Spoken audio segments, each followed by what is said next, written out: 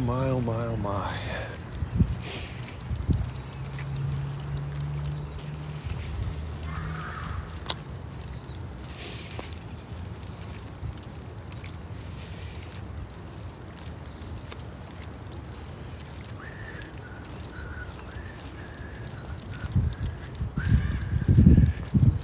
Hey, good evening. Sorry it's a little dark out. I'm walking back home.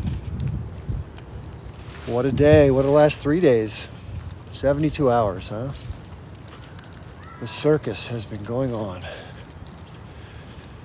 But I guess people are people and things go the way that they go.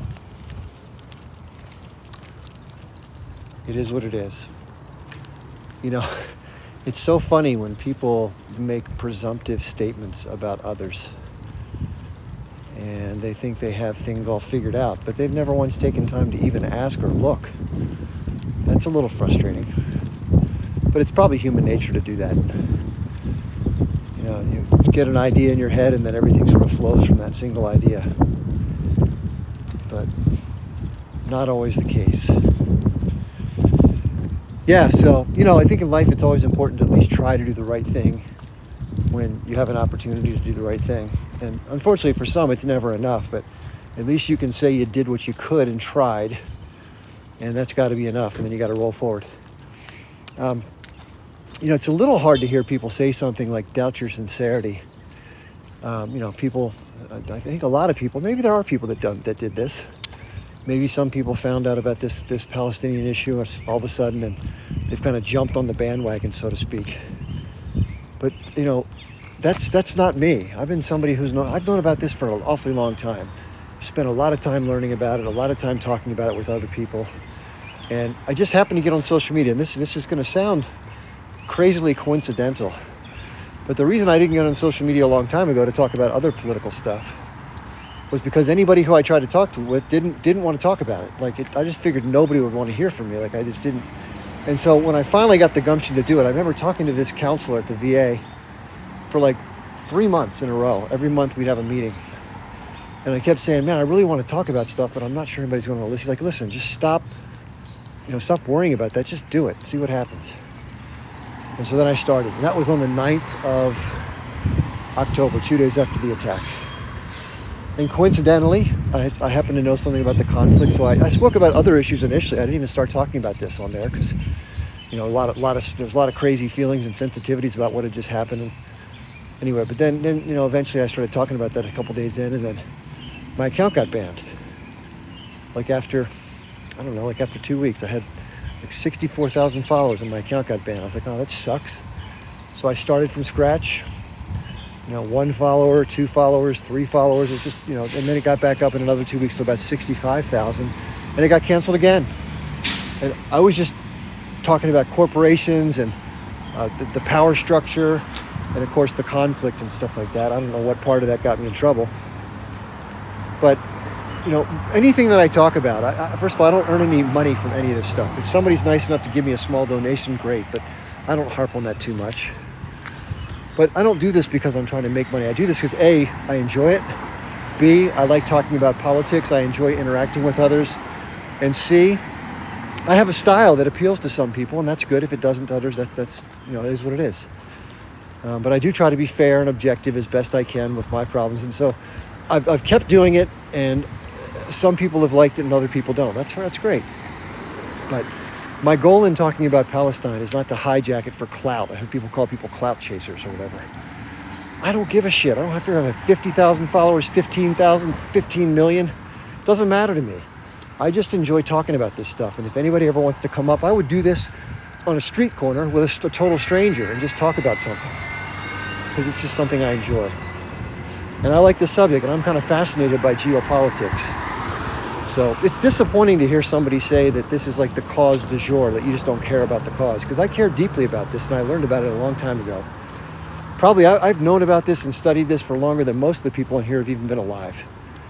And that doesn't make me an authority. I mean, there's plenty of people that know a lot more about it than me, scholars and other people who advocate. But I know enough to kind of hold my own in most conversations. And then my style, I get criticized a lot because of the way I kind of let people up and speak their mind in a way that give them the floor, right? And many times people are going to say things that are probably not correct, or they're their views, but they're different than my views or different than others, and people get upset about that. But the method that I use, which is a little different than others, a lot of people will immediately interrupt somebody if they say something objectionable and step on them, call them names, take them off the panel or whatever. The reason that I don't do that is A, I think that's rude, but B, it doesn't lead to a good exchange. I wouldn't want to be treated that way. But 3, more importantly, I allow them to speak themselves to a place where I can then direct the remainder of the conversation, the dialogue, to a point where it's like playing chess. So somebody makes a move and they're like, aha, I got your knight. Well, meanwhile, I'm thinking like 16 moves ahead of the conversation, and I already know exactly where I want it to go, but I kind of flow with it too. But I work it somewhere. I work it like a piece of clay until it gets to the right shape and it ends up proving the point. And I don't know why that's just how my brain works. Other people have other gifts. I kind of have that one. So for whatever it is. But it sure is everybody thinks that they're listen, as far as I don't care if somebody is super knowledgeable, just learned about this, if they've lived the life in Palestine. I mean, everybody has a right to do it their way. God bless, whoever can do what they can to move the ball forward and make things better in the long run, inform more people, win more hearts and minds. I'm in favor of that. There are plenty of people that I've met recently, especially on the app, whose styles, approaches, personalities, the way they communicate, the way they look at the world, the way they behave toward, I don't like it at all. In fact, it really rubs me the wrong way. But that's life. There's all sorts of people, and of course, it's just like any food. You're not going to like every food you taste. It's not that you have a grudge against the food. It just doesn't fit you. So you just don't eat that food. So when I run across people like that, I just kind of walk the other way. And there's something about this whole Gen Z thing where these people are just absolutely, oh my God, it's just the way. Listen, it's their way, and it's something that's sort of been ingrained, but it's just something that I have a hard time identifying with. But they have these absolutisms and these demands and this sort of anger and piss and vinegar and vitriol, and they just want to whip the living shit out of anybody who kind of crosses the standards that they put out for whatever the thing is, whether it's gender-related issues or so, whatever it may be. And it becomes an effort to try to crucify anybody who doesn't meet the standards, or who they try to completely gang up on people and try to destroy them. I just don't understand that, especially if somebody does something that has some good to it. I just don't understand that all or nothing type of thinking. But anyway, I think the real proof of any situation with anybody, no matter if they make mistakes or you don't like it's what they do. Like, let their actions speak for themselves. How do they treat people? What kind of content do they cover? How much work do they put in? How much effectiveness do they have? Are they a force for good or a problem? That should be the barometer for figuring out where somebody is, not fucking squabbling and demanding that somebody get on their knees and grovel to you because your sensibilities have been offended. I can't relate to that. So with that said, I don't want to call anybody. I never call people out by name, or very rarely do I reference individuals. I just don't think that's right. They can do them. But just like I mentioned, I mentioned Andrew Tate. For those of you who don't know who Andrew Tate is, he's a very famous guy who's been deplatformed, former kickboxer, started a business where he had women who he seduced work for him on webcam to make a bunch of money. Not my favorite person in the world as far as how he chose to do stuff. He was very misogynistic, kind of very scummy, like a very Trump-like, but worse towards women. And he may go to jail. He probably deserves to go to jail. I don't know the case, but he probably will something will happen because he broke the law. He treated women like shit and took advantage of people, which is terrible. Those are actions. My transgressions were verbal.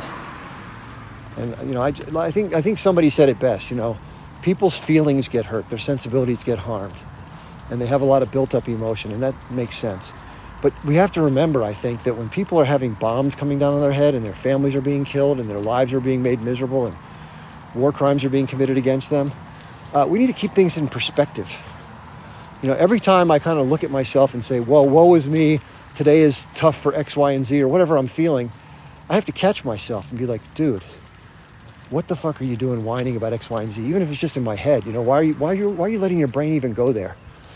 Be grateful for every little thing that I have in front of me, and how easy my life is compared to others, and the shit that others are having to deal with all across the world. And that kind of puts me in check.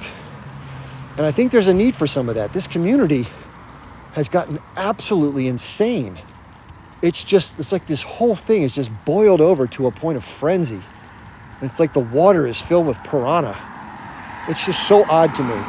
And people just can't let it go. It's like there has to be the focal point of everything. And, the movement is all that matters. It's all that matters. And so if you're somebody who can't get to that point, I hope you can get to that point. Because it doesn't help to focus on any one person in the movement for whatever reason. We're all just little pieces of a bigger puzzle. But, together, if we do the work, whether we do it arm in arm or whether we do it from different places, it's all doing the right things towards a broader goal. Plus, discord only makes your adversaries, kind of laugh and froth with envy and enjoy it. It's really not that good. I was in the Army, and of course, they got to do everything possible to avoid shit like this happening because it just destroys morale. So, anyway, yeah, I mean, listen, no one should discount someone's feelings in terms of the impact something hurtful has towards them. It's their right to express that part of their experience. And I think it's also important if one of us, myself or anybody else, does something that really hurts somebody, that we apologize, that we accept the fact that we did something that was stupid or harmful, and we say, hey, I'm really sorry. The last thing I want to do is hurt anybody. I said something stupid or I did something stupid. But that's not what I'm all about. That's not what I want to be about. I will be better, and I understand if you can't forgive me, but that's where I am with it, and I have to move on. That's kind of, I think that's what life is. And again, like I said, if you're always trying to crucify somebody, imagine, like I said, if you serve a jail sentence for something you did wrong to society, you've paid your due to society, you've paid your crime. And, society, then they give you a chance to get back on your feet and move forward. That's what it's got to be. Anyway, it's just really sad that things are sort of in this tumultuous manner. And I feel like a total goat for being involved in this stuff, but all I know how to do is what I've been doing. I kind of enjoy the process, and I think some people enjoy the format. I'm going to keep doing it. I'm not going to go hide like a little bitch. Not to disparage, that's not a term towards women, but I'm just not going to be a weak-minded, feeble, scaredy cat. So, anywho, I don't want to harp on it too much longer. It's gotten so much attention. It's remarkably and incredibly unproductive, petty, high school type of stuff at a time when, the most advocacy ever needs to be done to get a ceasefire, to get aid to people, to stop the craziness, to end the war crimes, and then start to get on track towards something that's not as insane as it's been for all these decades. It's just absolutely brutal what the people have had to endure. And we got to find a way to make it so they can get a break. And listen, I'm a white guy from North America, so I'm not some white knight savior. I'm a guy who gives a shit, that wants to talk about it and do what I can to be. That's it. And, Quinn went down to Cairo. Quinn the Eskimo went down to Cairo, Egypt. He got accused of being the white savior. Oh my God, well, you're going to go down there and fix everything. No, that's not it. People can care about something and advocate and not feel like they're the one that's making all the difference or some stupid egotistical bullshit like that. And so, it's amazing in life. There's so many people. When you go on the internet, you get all this bullshit. You get mud thrown at you. You get all this stuff. And listen, you have to have thick skin if you're going to put yourself anywhere. So you just have to take it and be with it and move on from it. So anyway, let's let the actions speak louder than words. We know that statement there. So there's somebody in the guest box. So I'm actually bewildered by the whole thing, quite frankly. As they say, it is what it is. Thank you, Chip. Hey, what's up? Hey, when Macabaya went off, that's when I left off of Zubaydah's life. Did you drop, or did they end up dropping? Can I just say one thing that's really important to say? Yeah. So I'm being blamed for a message that was not something I did. Somebody made one up. I heard that. I heard that part, and I wanna apologize for all the shenanigans that you got. No, it's okay. You don't have to apologize. But in other words, here's what I want people to think. So I was blamed for having no compassion for refugees, which a lot of people in this community have family members, as we well know, who have been made refugees by the various disgusting movements by Zionists. And so there was a tweet that somebody changed the wording on. I don't even remember the tweet, but somebody made one up where somebody said basically there were refugees that I think had fallen off a boat or something, or I don't even know what the picture was. But they said that I said the sharks have to eat something. And I I know the plot, man. They do that. never ever said that. That is complete bullshit. So It's a whoever put plot. that out there was making shit up. And again, I guess at this point, because the Twitter thing was there, they could just make a tweet and then just blame me for it. Just It's a plot. But what I really what came up here to say is yesterday I was on a Zayo live and I was recording it, and you could literally hear them if you go on my profile. These videos are all there. You can literally hear them saying, "Let's lie about this. Why can't we take out the cell networks in the West Bank so they can't send out any photos?" You could literally hear them saying all that stuff. So I mean, nobody can blame you for advocating for us, Chip. Whatever they do, they're gonna do it. They're gonna be malicious. They're gonna change wordings on posts. They're gonna attack. Their division is their artistry.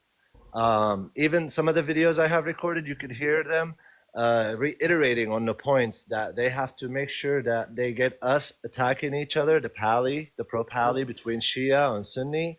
They are like teaching each other and schooling each other on how to push these issues so we can always fight each other and not fight them. Um, so the division is really like literally their art of war. They go in, they make division, they get everybody to fight each other, and then when everybody's weak, they hit. And I want you to be mindful of that. Feel free to check my videos whenever you like. You could see them talk about it on their live. And you just got to be vigilant, man. And I appreciate your strength on the subject and how you handled it. yeah, I think the other thing it's important to do is face the music. So if you have people that are upset, and they deserve to hear from you directly, and give them a good, fair look in the eye, and speak what you need to speak about, showing contrition and remorse. And once somebody does that, you would think that it's fair to take them for that. That's what we want from people. They want somebody to be sincere, to apologize for what they've done, and work to be better. What else can you ask of somebody if they cross a line or something like that? They make a mistake. I just don't understand this perpetual crucifixion type of thing. It just doesn't make any sense to me. But anyway, thank you for saying that. I appreciate that. Yeah, I think I'm going to keep doing what I do, and hopefully people can do what they do, and we can all make a difference. That's all that really matters. And as you know, I talk about other stuff too. I don't exclusively talk about Palestine. Oh yeah, I tried to bring attention to those videos earlier, just so everybody could see how they talk amongst each other, and how they orchestrate on how about doing the campaign on TikTok. So it's hard to bring that out to light, and I appreciate you having me on your platform, Chip. Good thing. Have a great night. Take good care. Yeah, I don't know. I mean, I think sometimes if somebody is effective at something, then obviously you get targeted and it could be, believe it or not, I don't know how this all came to be, but it could be that somebody on the Zionist side orchestrated all this shit. So who knows? But I do know this: there are people in the movement that just have a different way of doing stuff, and they think that their way is the right way, and that their views are the right views, and that everyone else should sort of snap to their stuff. And that's their way of doing it. I don't believe in being that way. You out there in the world, whether you're somebody who advocates in terms of a platform, you're in the audience, you make videos, do your thing. Do your thing your way. Do your thing your way. So anyway, listen, and by the other thing is, if you take a serious stand on any issue, people are very emotional about this issue. There are people that are pro-Israel that they look at this issue as like their life, like the Israel to them is their lifeline. And so I can understand how it could really make somebody angry. Let me just slide on. If you say something that threatens their lifeline, right? That makes sense to me. So,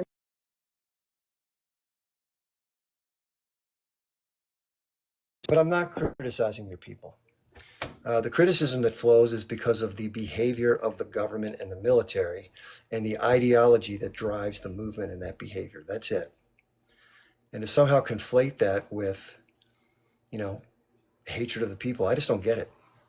I just don't get it. Yeah, Dr. Syed, listen, it's been talked about. It's been beat. The dead horse has been destroyed by the baseball bat. It's ridiculous. So now, okay, so I will say this. I'll say this for the last time to clarify. Okay, and this was addressed months ago. This is when it came to light, but I'll say it one last time, and I'm not talking about it anymore. Okay, There were two messages and a couple others that were tangential about shoplifting, but there were two messages where some inappropriate references to terms that are prohibited in life were made that were racially insensitive. And if I could explain, you're not allowed to, but if I could explain the context in a way, in my opinion, it would make a hell of a lot more sense, but I'm not allowed to go there because there's no excuse for what I did. I agree with that. So there's that. Then somebody presented something that I did not do.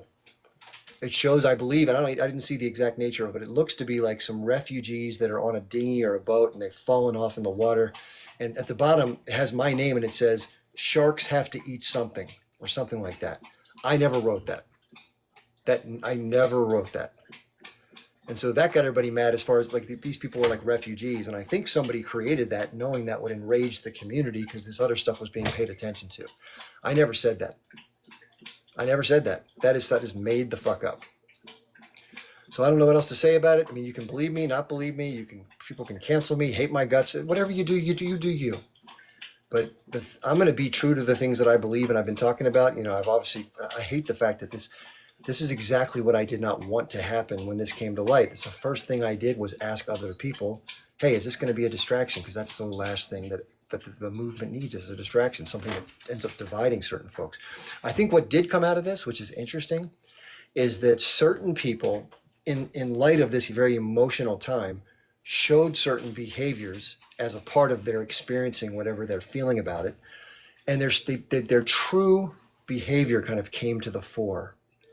And listen, we're all different and everybody has a different way of doing things, age groups, generational stuff, personality types, and people tend to come together in cliques based on the combination of those factors. And some of this stuff is coming to bear because of this. Some of those, we call them cleavages between groups. Those little cleavages are being exacerbated because of the discussions about this stuff. That is unfortunate.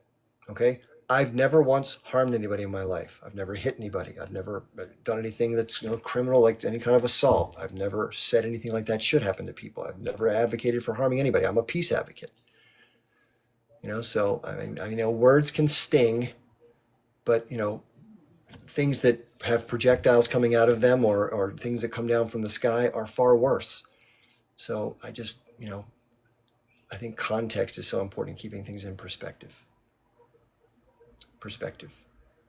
Now, there are people that may be new on here that haven't seen me before that are maybe drifting over to go, what's the fucking deal? So here's what I do, and everybody knows this. I upload all of my lives. I've been doing it since December 19th, I think I've been uploading them. About a month after I started, I figured out you could do that. So if you want, as a information journey, go look at, they're not touched at all. They're not edited no matter what gets said. They're just thrown up as is. So go check. There's I don't know, how many are there now? Probably 5 or 6 a week for how many weeks? Let me see, January, February, March, April. Probably about 3.5 months, 6 of them a week, about 25 hours a week. It's a lot of content. So go check it out. And see if you think that any of the work that was done is inappropriate, any of the language that was used is inappropriate, whatever. Just go check it out. It's out there like an open book. Go check it out. So anyway, you do what you can with what you got. You stumble, you fall down, you pick yourself up, you brush yourself off, you deal with shit head on, and then you go ahead. And then I'll probably fuck up again, like everybody fucks up, right? We all do something wrong or piss off somebody or whatever. I always like to say, this has definitely come true. If you listen to me long enough, you're going to get pissed off. Somebody's going to get pissed off because you don't agree with everybody. So anyway, it's everyone's going to be different. Some personality styles are going to appeal to others. This is the cool thing about TikTok, right? You have different people with whom you can connect with, different lives, different subject matters, different personalities, different style, all that stuff. It's really cool, actually. And here's the thing. If you don't like somebody for what they've said or done or don't like their style or how they talk or what they look like or how they treat people, you got someone else to go look at. That's the cool thing, right? You don't have to stay in front of anybody. So, yeah, well, I got to put in a little bit, Maz, but then it kind of went sideways. And listen, I'm not going to say the exact person's name, but I will discuss the style of somebody. So when somebody is so dramatic and they're so demanding that everybody cater to their particular view, and they demand that people agree with them, and they demand absolute silence so they can express all of their views, everyone else be damned. I don't roll with that kind of person. I think that's a bullshit way to do things. It's overly dramatic. It's self-centered. It's getting on one's little grandstand and being self-righteous and preaching and being all emotion. It's like a theater. It's like a bullshit theatric thing from your ego.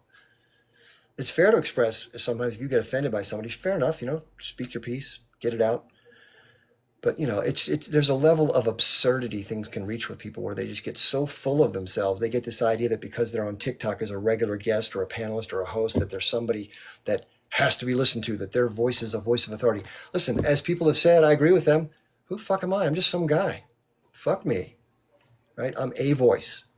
And if my voice doesn't appeal to you, hey, I got no problem with you. Go somewhere else, do your thing. God bless. But if and when there are guests, you will see, if you watch this enough, people who have been here for a while will tell you that I give everybody a chance to speak. And everybody who's not going to do personal attacks or use foul language, or come on up, talk. It's fair. And you can say anything critical in the comments too. You can criticize me, that's fine. But to criticize that approach because you think it gives too much airtime to somebody with whom you disagree, that's just not my style. I actually really enjoy listening to people who I disagree with. It doesn't matter what the topic is. Because the only way I've ever learned anything is by challenging what I think. And then the best way for any of us to learn something is to listen. We learn best not by talking, but by listening. So anyway, it is what it is. So speaking of the movement, I don't know if you heard this or not, but there was a market that was like a small market that got bombed by the Is Not Real folks, again, doing their magic, their most moral army in the world antics. Someone says, could I answer your question, please? Ask the nobody. I didn't see your question, ask the nobody, so I can't answer it. I can go back and try to scroll through it. But anyway, if you want to ask it again. A lot of times I don't see every single comment that comes through. I'm not going to keep going into it, Muni. I've talked about it so many times. My head's about to explode. So ask around, you'll find out. There's only so many times you can address something before it just becomes absurdity, right? So that's what it is. This is a fair question. Somebody says, Hagit Zerhen, this is a great question. So you don't have any criticism for the Palestinians. So first of all, I don't look at the Palestinian cause as, quote, the Palestinians, just like I don't look at like the Jews. There are a wide range of people in different statehoods or regions or communities of people that are different people. There's some Palestinian Arabs, there's some Palestinian Christians. They're not a monolith. There are people that probably do not support the vote for the H group. I think about a third of the population didn't vote for the H group. And remember, that was 17 years ago, 18 years now. So do I ever disagree with some things on the Palestinian side of the aisle? That's a fair question to ask.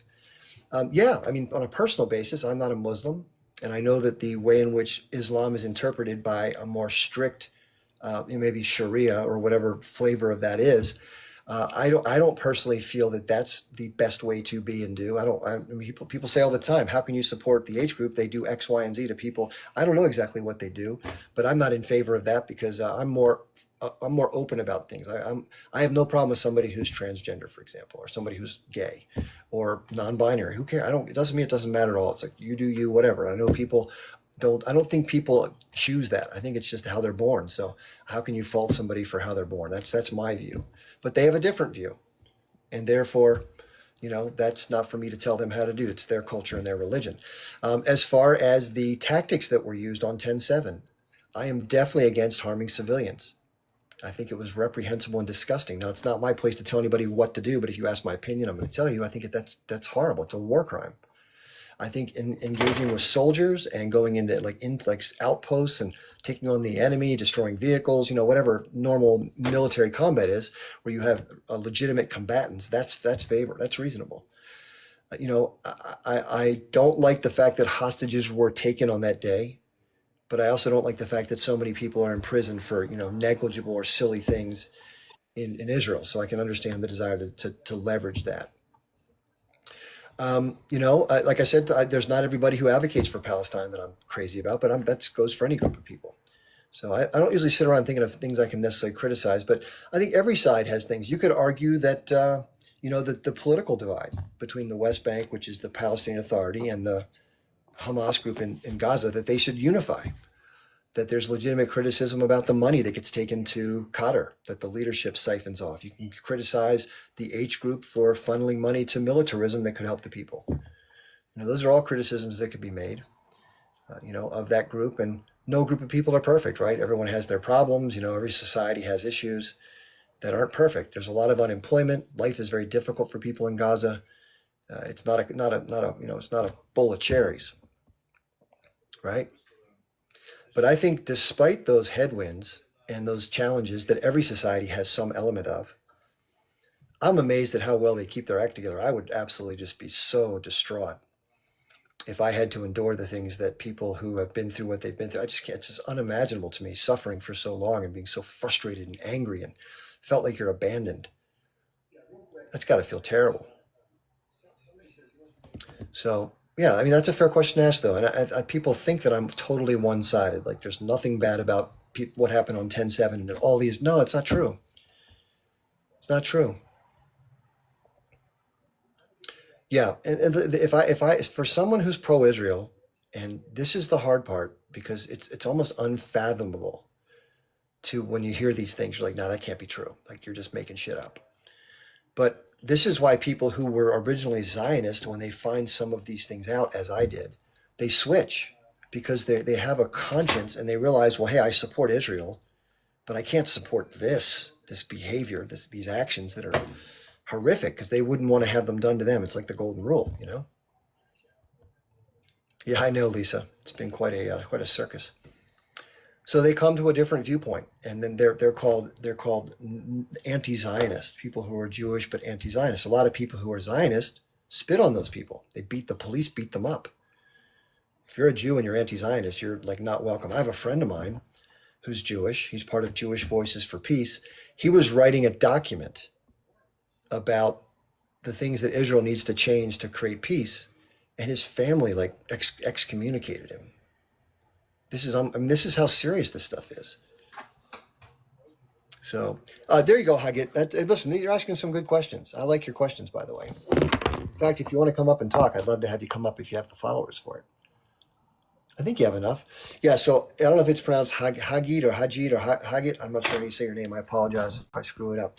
So she asked, what's your solution? Well, listen, I get asked the same thing about how to overcome the U.S. power structure, the money in politics and the militarism and all that crazy stuff, the wealthy class, the thing that has the grip on the American system. It's the same kind of thing. The solution is not hard to come up with in terms of mentally walking through it. The hard part is to get it to be implemented. It's the idea of, eat less, exercise more, right? It doesn't sound complicated, but when you try to do it, it's a pickle, right? But what I think would be fair, and this is me, just my version of it, I don't know if a one state solution would ever happen because I think from the Israeli point of view, they want to have a Jewish majority. That's the whole purpose of the ethno state. So I don't believe they're going to allow that. Just a second. Hey, by the way, anybody, can you all please let me handle the guests and rather than bringing people up, please? I'm going to bring you down for just a second, Lion. It's not that I don't want to have you up here. It's just that I want to take a little more time and then we'll happily bring you up. Come on back in the box. But I want to answer her question. So here's what I think is fair, because I don't believe that having a single state is probably pragmatic in terms of people just wanting to kind of just be back together again. So I think a two-state solution makes the most sense. But here's the problem. The practical nature of that is the settlements. I mean, they're just everywhere. It's a real physical problem. There's the lack of contiguous landmass. It's hard to have a country that has like little specks here and there, like this village, this is circled off by this. It's just impractical. So I think what would be fair, although it'd be very disruptive and also impractical, is for the Israelis to dismantle all of the quote unquote illegal settlements, because they are illegal settlements. Now, a lot of people from Israel don't see that, but it's 700,000 plus people. It's not very easy to convince 700,000 plus people that are living. Hey, everybody, can you please not bring anybody up, please? I'm asking nicely. Brenda, I think that was you that's bringing up. Please don't bring that person up. I'm asking nicely. I don't want to have to ask again. Thank you. Um, so it's not. Neither are practical. So then, what do? It's a predicament. It's a predicament. I don't think that until something is forced upon it, it's going to be done voluntarily. And what shape would that take? I'm not sure. I know right now with the United States and other Western powers supporting Israel, it's militarily very hard to shift it that way. The United States would almost have to be toppled. Like the leadership would have to change somehow, some way. And right now, both parties support Israel, so that's not likely to happen unless we have some major shift. I don't think that's going to happen. So I don't think the dynamic of the U.S. supporting Israel is going to change. Now, there could be a war. There could be a big regional conflict that completely changes everything, that just leads to all out destruction and chaos. And so maybe that would force political change. I don't know. I think the fair thing to do, and I know people from Israel probably don't agree with this, but or who support Israel, but the disruptive nature of what happened, I think everybody can agree. This is just without knowing that this change in this region caused great strife and disruption. Right, it caused a lot of agitation, a lot of problems. You know, it's like taking a sewing needle and stick it in your thigh. It's going to cause some problems, right? It was a big change, and it hurt a lot of people. It helped some other people, good for them, but bad for others. And if you can't see both sides of that, I don't think you're being fair. People didn't just like walk away, and it just kind of happened. It was more complicated than that, right? But in terms of the actual, the justice of it, I don't think it was very complicated, because nobody would want to have their family and their village and their community uprooted or terrorized or made refugees. That would be something that people just would be like, I don't want that to happen. So why would you be okay with you doing something that causes others to endure that, right? That's the whole point of this.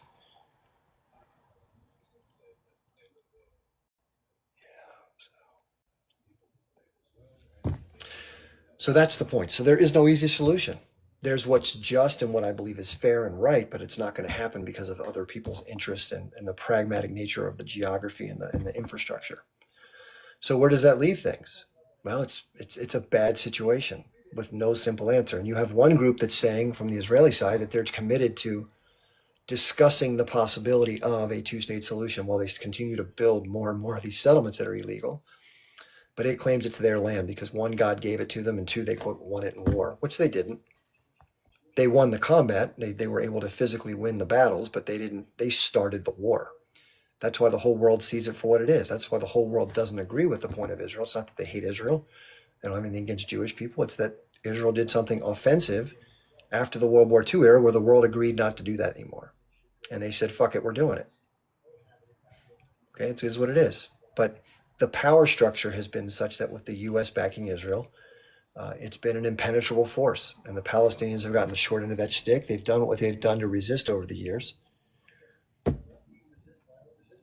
And that's what it is. It's a terribly horrible situation. However, what Israel has chosen to do in response to the events of 10/7 have been horrible for Israel. You're like, what do you mean? We're just going after the H group. No. And it's not that the H group is sitting and forcing 50 people to stay in a building while your military bombs it to get one H group member. That's not how it's going. You know, there are tanks that are blowing up hospitals. There are snipers that are killing people on the streets. There are munitions being dropped from the sky, artillery being sent in that's just indiscriminate. There are buildings being rigged with explosives after the combat is finished in an area to utterly destroy the infrastructure, colleges, universities, apartment buildings, mosques, even churches. I mean, it's pretty disgusting. And the thing is, if you're pro-Israel, which of course I'm not because I don't like what's being done, but even if you are, you have to look at what the government and the military is doing and you have to put it in perspective. There's something called the reasonable person standard, the average person. Like, what do people think?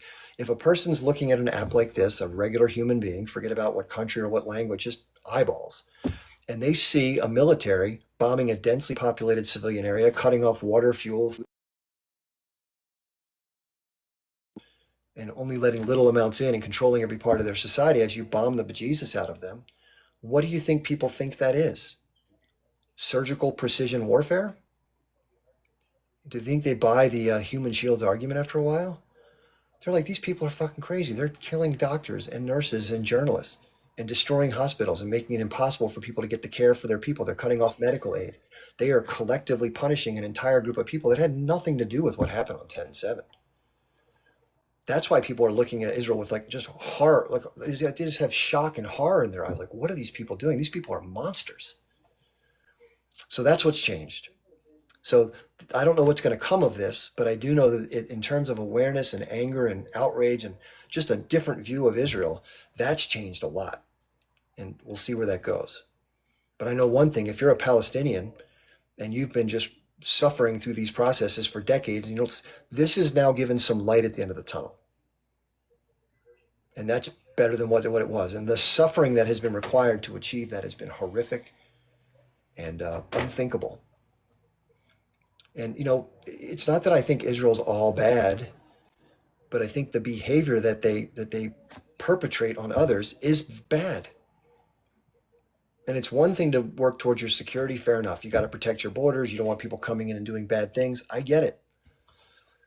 But if you brutalize somebody unnecessarily because you have the upper hand and then expect them to somehow not get angry about that, I think that's just an absurd premise.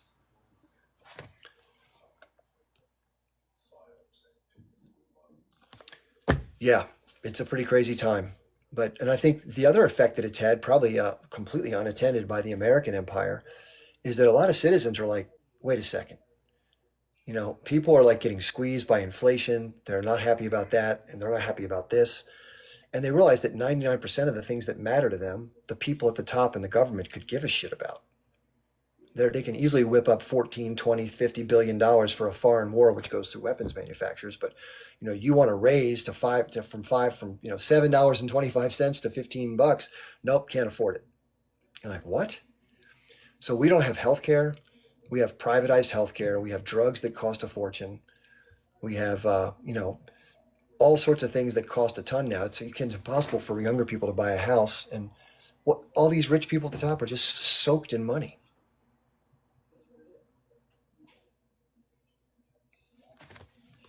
I'm not sure what you're talking about here. It says, Malabella says, be careful. Don't trust them. I just saw it and now being brought up. When you say don't trust them, who are you talking about?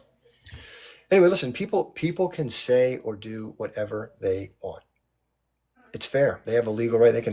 They can talk about me if that's what they want to do. Listen, some people were saying there that I did what I did to get press or something shit like that. Like this was all planned or some shit.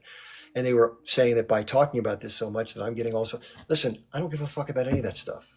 I'd rather just be quiet as a mouse and just talk over here. So people, listen, somebody told me in recovery, this is something, if you haven't heard this statement, what other people think of you is none of your business. The best thing any of us can do is just literally just don't give a flying flock. And you want to be nice to people and not be thought poorly of because of your behaving poorly. But what other people think, it's gonna be what it is anyway. So let it be. But if that's how people want to spend their time, I'm talking about the issues here. All right, so we have a couple of guests here. We have Lion Zion and we have Malcolm. Now, Lion Zion, I want to let the audience know that you said this to Astro. You said, let me up, pops. I guess that's a sort of age disparaging term, like pops as in like grandpa.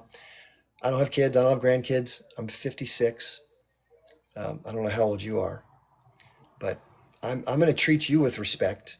And I would just ask you to do the same, even if you disagree with me or can't stand me or whatever it is.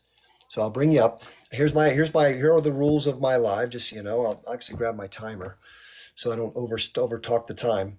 But we'll give each other, some uninterrupted time, 2-3 minutes, whatever we want to agree upon, and then we'll let the other person go, and we'll just kind of have a conversation within timelines, okay? Because people have said they think the time is not fair. So hopefully that's fair. Here are the rules.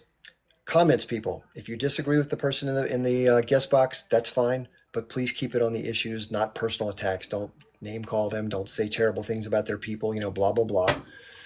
And guests, same thing. Don't direct anything to the other guests or to the host. That's that way. And as long as we focus on the issues, let's have a good conversation. Okay, so I'm going to bring up Lion of Zion and the other guest. Hopefully, we can take this to a place that's going to be productive and interesting for everybody.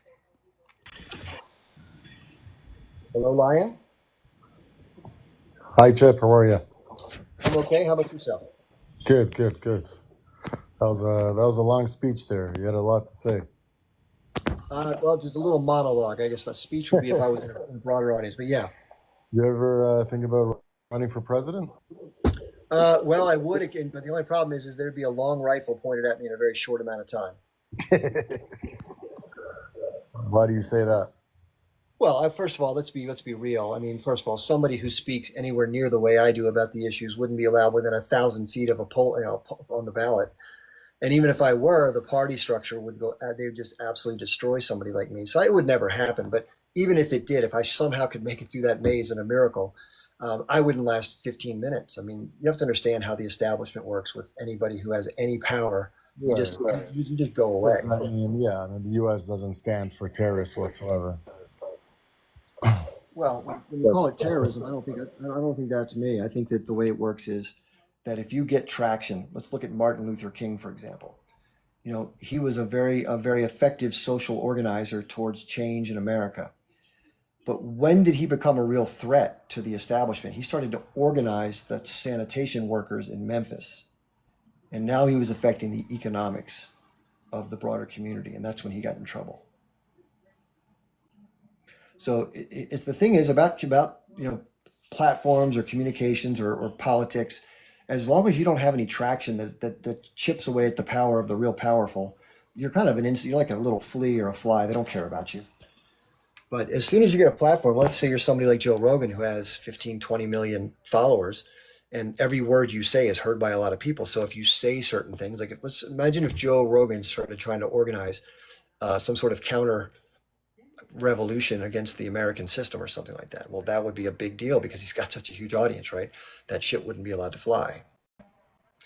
So Noah asked, "What do I think about Mizrahidus?" I don't think about them at all. I don't give any thought to it. Right? Neither way. Nola says something you said didn't sit right with me. Are you talking about right now, Nola, or some other time, or what? Yeah, Martin Luther King authored a speech as well, which didn't get him many friends, called Beyond Vietnam. So if you ever get a chance to go on to YouTube or whatever, type in Beyond Vietnam. It's a great speech. And he said there that the United States is the greatest purveyor of violence in the world, which I still think holds true. So yeah, Martin, he was an amazing guy. He was a great speaker, great organizer, and it's too bad that he was assassinated. I don't know. One guest called me a terrorist, and then the other guest just dropped. So I dropped the one who said that, and the other one I'm not sure what happened to. Anyway, so if anybody else wants to come up, and like I said, if you disagree about the issues, yeah, let's talk. But again, personal stuff, it's like, what the hell, man?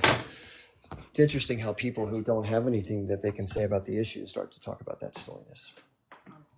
I just have to charge my phone for a second here. And I think one of my lives is playing on my computer. Give me a second here. Okay, we have a guest that wants to come up. Malcolm wants to come up, and Nola. Now, I will say this, just to let everybody know. I have addressed one issue ad nauseum, and I'm not going to address it here tonight. I've done it so many times, my head hurts.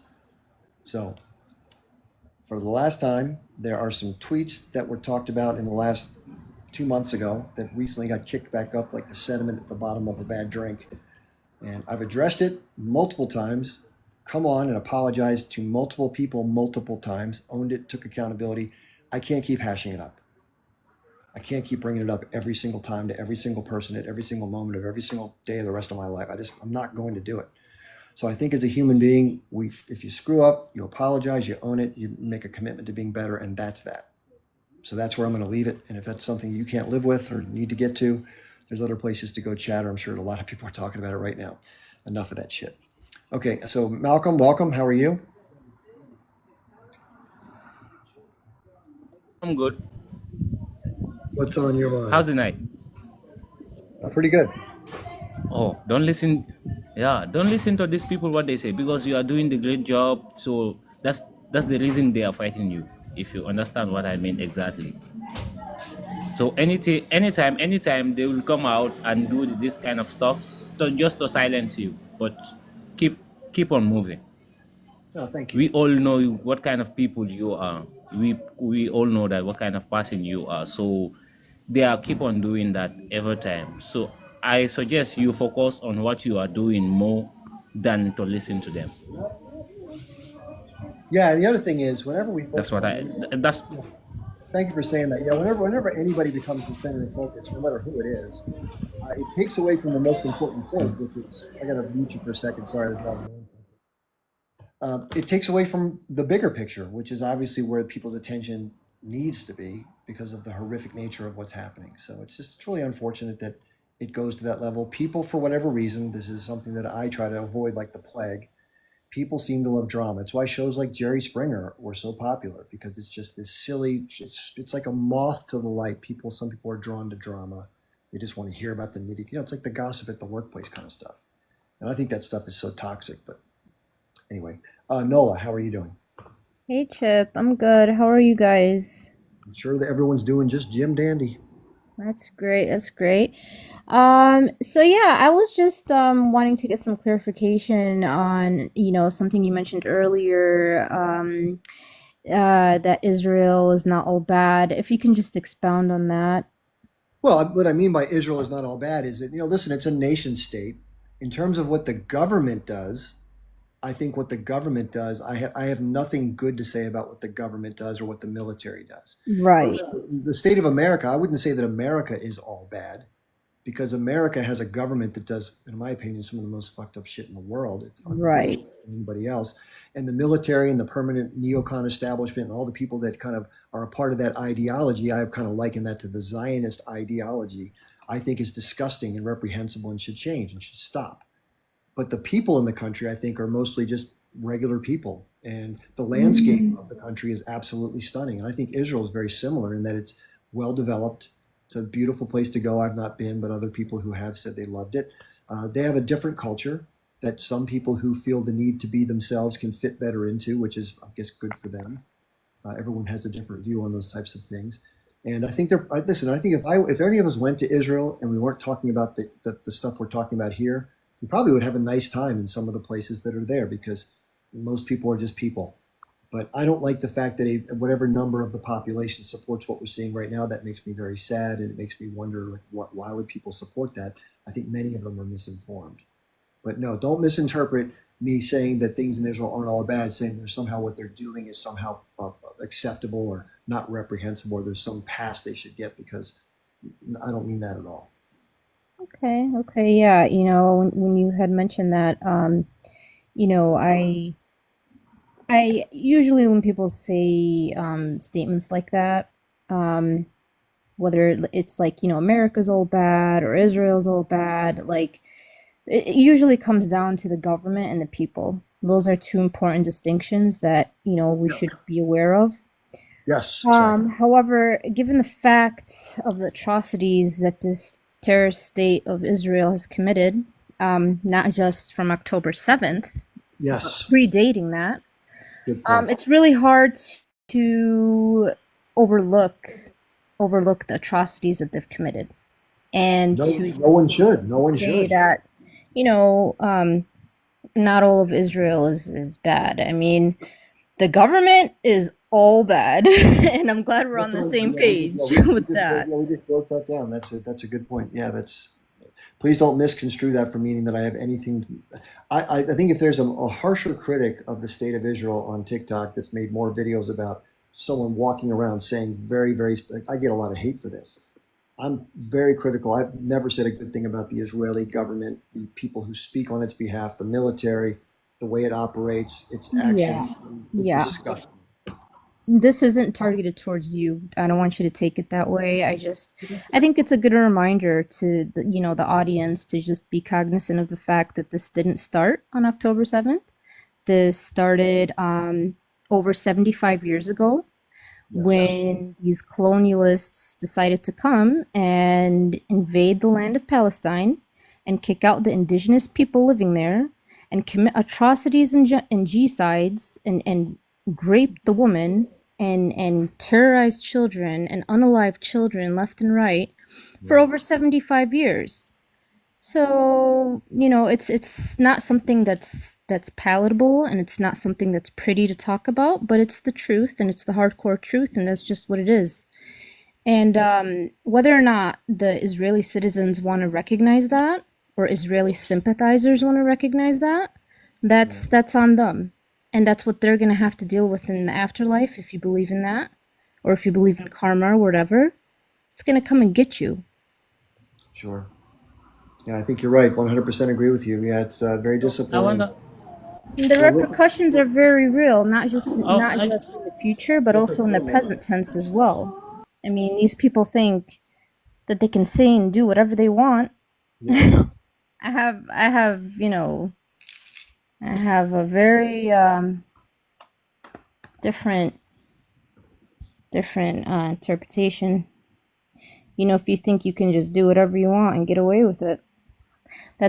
that's not how things go. That's not how the world works. There's systems in place. Yeah.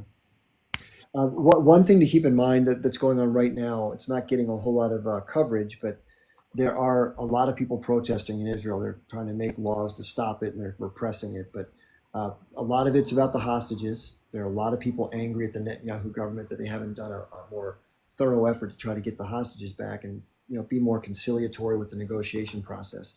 But there are people too that are just against the Netanyahu government. Period. There've been people protesting outside of his house for as long as this has been going on, and it's growing.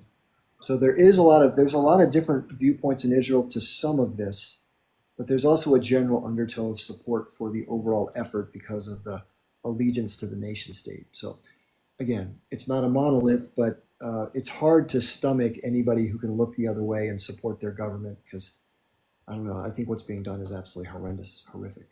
I mean, the Zionists will do everything in their power to maintain the state of Israel, the terrorist state of Israel. Mhm. Everything is outlined in their handbook by themselves. Go read it for yourselves, everybody. The 250 people that are here, go check out my profile, The Hidden History of Zionism. It'll outline every little step that these people want to have done, and they're doing it now. They're on. I think if you go to chapter 13, they're on the clearing out of Palestine. They're on that step. It's written by Ralph Schnoman, The Hidden History of Zionism. Go read it for yourself. Go educate yourself. The 250 people that are here, there's some, uncomfortable. It's the uncomfortable truth. It's not comfortable. It's not cute. It's not. Yep, there it is. Read that, and then also read The Palestinian Right of Return by Francis Boyle. You mind if I read the summary or one of the reviews or something? Let me see if I can do that here. So here's a top review. Very important yet little known history. The book is concise and to the point. It includes historic quotes by early leaders of the Zionist movement. Plenty of footnotes for further research. I recommend it along with Against Our Better Judgment by Alison Weir, as well as books on the same subject by Israel Shahak, Lenny Brenner, Norman Finkelstein. Yeah, So Norman that's good. Finkelstein is amazing. He's also a great person to reference to. So He's thanks for sharing that resource. There was another video that I found earlier today. Somebody turned me on to. Let me see if I can find it. Here it is. So for other people, this is about October 7th. We've heard all these different claims. This was a video that somebody said by the YouTube channel is called Middle East Eye, which is a really good site. I mean, a good YouTube channel. And it's a conversation with a guy named Peter Osborne. It's called The Truth About October 7th. Director Richard Sanders discusses his Al Jazeera film with Peter Osborne. And I don't know if they're talking about the same documentary that I just watched. It was like an Al Jazeera production about October 7th, which is really good, by the way. And but these are just different things that people pass along to me, so I thought I would pass them along to you all. Yeah, those are great resources. I think if you can consolidate it in like one post, just so people can go back and reference to it. I think knowledge is power in in everything, and especially in matters that are as pertinent as this, matters that are to set the course of, the future of the world, of the nations, of economies, of livelihoods. Can I ask you a question, Noah? There's a comment from the same person that's been asking me a couple questions here. Is it pronounced Hagit? If you can just tell me yes or no, I don't want to say your name wrong. But she says, what can I say? People driven from hate, you will lose again. I'm assuming she means that the Palestinian people are hate driven and therefore they will continue to lose. How would you respond to something like that? Well, to me, it sounds like projection. It sounds as though she's misinformed, she's uneducated, she's perhaps ignorant. I mean, there's not really much to take out of this statement. Um, if she'd like to come up and discuss, we can discuss. I'd be more than happy to. Everything I stated was facts, purely facts. You don't like the facts, then I'm sorry. It's okay. You're not built to be an adult. Go live in a little bubble. Do you think that people who are pro-Israel, who are either living in Israel or who live outside of Israel, that support Israel, do you think they're fully aware of all of the things that really go on as a part of these relationships, these conflicts, or do you think that they're buying No, into narratives that have sort of covered up like a Pepto-Bismol some of the most egregious parts of it they just don't know about? I think there's a sizable, amount of people that have no idea of what's going on, but at the same time, that's no excuse. There's not an excuse for ignorance. I mean, in this day and age, you have knowledge at your fingertips. You can download, books and encyclopedias in a matter of seconds. So that's not an excuse. I mean, I can relate this to myself being, born and raised in America. Um, I'm not ignorant on my country's past. I'm very blessed and grateful to be in this country, but at the same time, I don't look at everything with rose-colored glasses and there's jumping unicorns and I keep it real. Like, let's keep it real. Let's keep it real, people. And it's just really hard for some people to do that, I guess. You know? Yeah, And yeah, I think MK4 piece, they have been indoctrinated. I mean, if you look at the documentary, it's called Israelified, I believe. I mean, these people are brainwashed. They're brainwashed from like grade preschool. And then they have the audacity to come and talk and say that Muslims are brainwashed? I was born and raised Muslim in a conservative family, praise be to God. And I was never taught hate. Never taught hate. It's absolutely absurd how these people have literally no knowledge whatsoever. I mean, ignorance is bliss. What can I say, right? Some of them know, but they don't want to know. Really, that's the truth. I mean, they cannot stand. Look, they are on a mission to ethnically cleanse all the Palestinians. That's it. They're not making any bones about it. They're saying it out loud. They're want to ethnically cleanse all the Palestinians. The only thing that may put an end to this thing is either, Israelis are into money. So if you can buy them out, get them full value give them full value for all the real estate holdings, a free visa to come to the U.S. with work permit, they live by the millions, like that. For them, it's really about the money. I don't think an affinity to the land is really the shtick. I mean, I don't think that's what it is. The other thing that might happen, if it doesn't happen that way, look, the Palestinians are definitely gonna take over. It's not gonna be. I was born and raised there. I was brainwashed like you were referring to, Nola. I used to be a Zionist. I turned anti-Zionist. All that nonsense. But so I know I was brainwashed. We were brainwashed to the point where they drill into us how we cannot trust the Arabs. That they'll smile to your face, but when you turn around, they'll stick a knife in your back. That's how we grew up believing that, 100%. Since then, I've never met a Palestinian. When I left Israel and came to California, actually, I went to school in New York City and then moved to California. I met a lot of Palestinians. I never met one Palestinian I didn't like. More than I like all my Israeli buddies that I grew up with. Just anecdotally to give you my, in a nutshell, my life story. But so either they can be bought by maybe Qatar can put up a bunch of money. It'll probably take a couple of $1 trillion to get them all out of there. buying all the real estate. Qatar has the money, no problem. Are you Jewish, by the way? I am Jewish. Yeah, I'm a Okay, Palestinian. I just call when my you say identify get as them, when you say get them all out of there, I want to make sure oh, people know get you're the not being. Zionists, get the Zionists, get the genocidal maniacs out of there. Whoa. That's what you got to do. Get those genocidal maniacs out of there. They should not be there. Absolutely should not be there because they'll never make Yeah, peace. bro, can They you don't actually want shut the fuck peace. up? They thrive on war. They thrive on war. Their whole economy is based on war. If there's no wars, there's no Israel. You know, it's a military-industrial complex. They have invested so much in war that they don't know how to function without war. So they have to maintain the state of war. That's the true reality.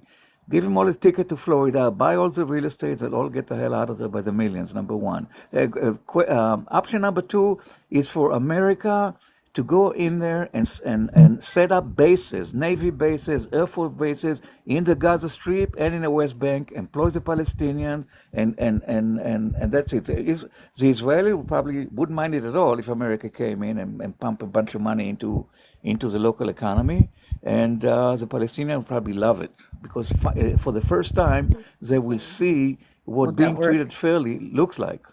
You know, if America was there, present there. America has all these bases in Korea and Germany and all these places around the world.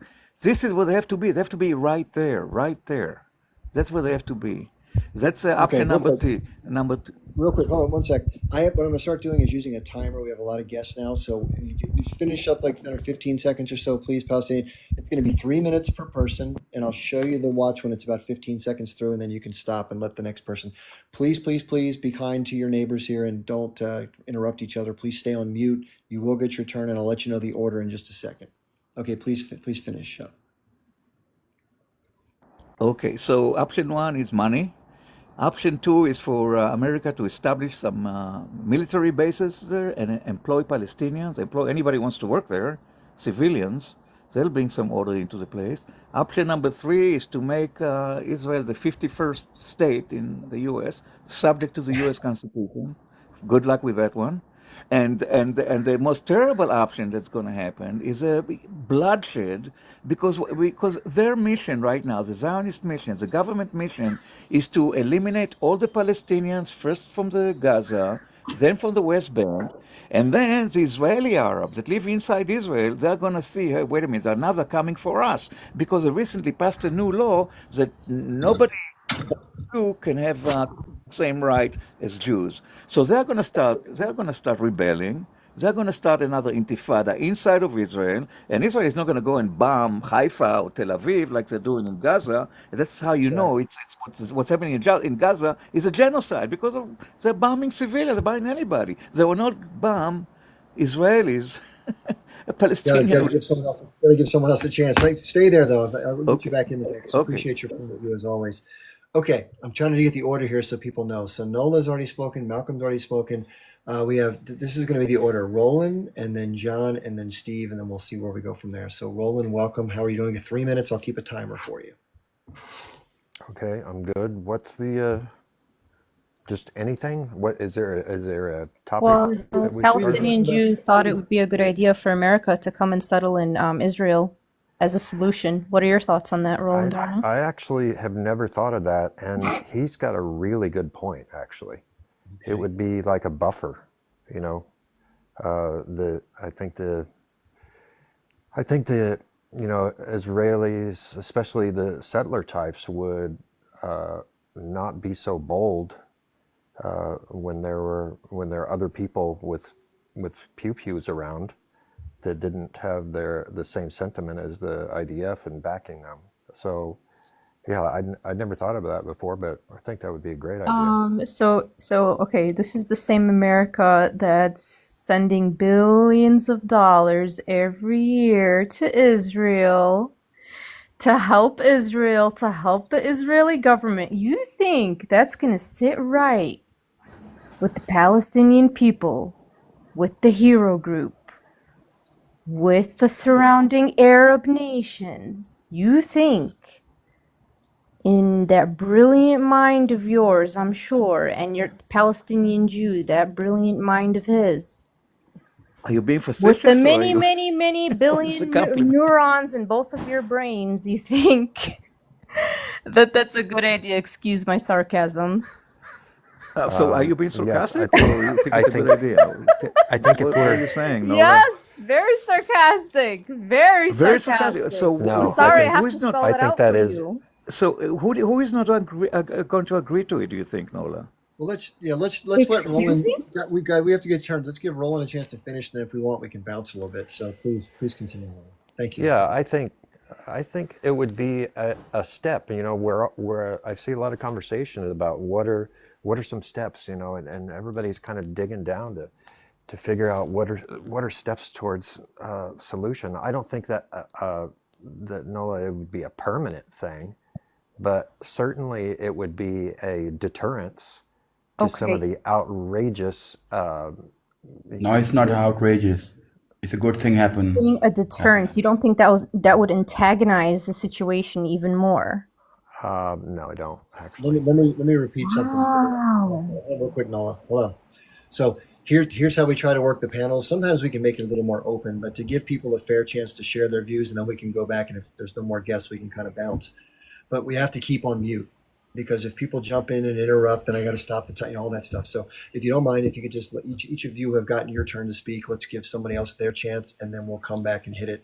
Please stay on mute because when you interrupt others, it's not very respectful. Okay, Roland, please finish up. I'll give you another minute or so to finish up. Okay. Well, yeah, I see your point, Nola, but I think, you know, just as a trial, you could establish like a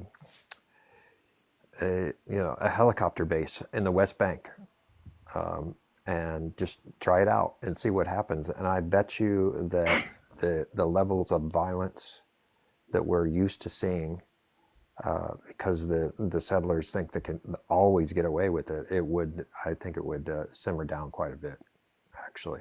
I think the Palestinians So living there would you're coming at it appreciate. from a standpoint of having a buffer, sort of, so to speak. Yes, yes. So wouldn't you say that a neutral country or a neutral third party would be a better idea rather than have a country that has No, this maybe repeated I'm not. interest in? Let me just finish.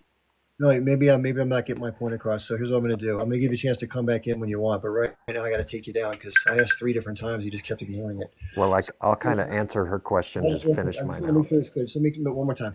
So the Okay. way that I work my panels, and I'm happy to have anybody up and share their views, but I want to give everybody a chance. And when one person kind of dominates the conversation, other people don't get to take their turn, which is not fair to them. And I want to be fair. Same to you, Nolan. So come on back in if you're willing to work that way. I'd love to have you back. Otherwise, there are other lives that are a little more loosely flowing. Sorry, please continue. I'll just make it brief. When Palestinian Jew had brought that up, you know, when we're looking towards solution, that's an immediate thing. That wouldn't have to go through, you know, for America could basically unilaterally decide like, hey, we're just going to put a base in the West Bank, and it wouldn't take too much for Israel to agree to that, I don't think, because, you know, we're their big daddy anyway. Whereas if we were to take in, say, UN peacekeepers, that would be a much longer, tedious, bureaucratic process, you know. And I'm saying just for a short-term solution, just to try it out, you know, a U.S. base somewhere located where there's troubles like the West Bank, I think we could see what effect that would happen on the area. But I don't think that would be permanent, Nolan. So that's all I got to say for now. Okay, well, thanks for sharing that view. Let's let John Truth come in next, and then we'll go to Steve, and then we'll circle back. How you doing, John? Hey, Chip. Thank you very much. I am an American Palestinian.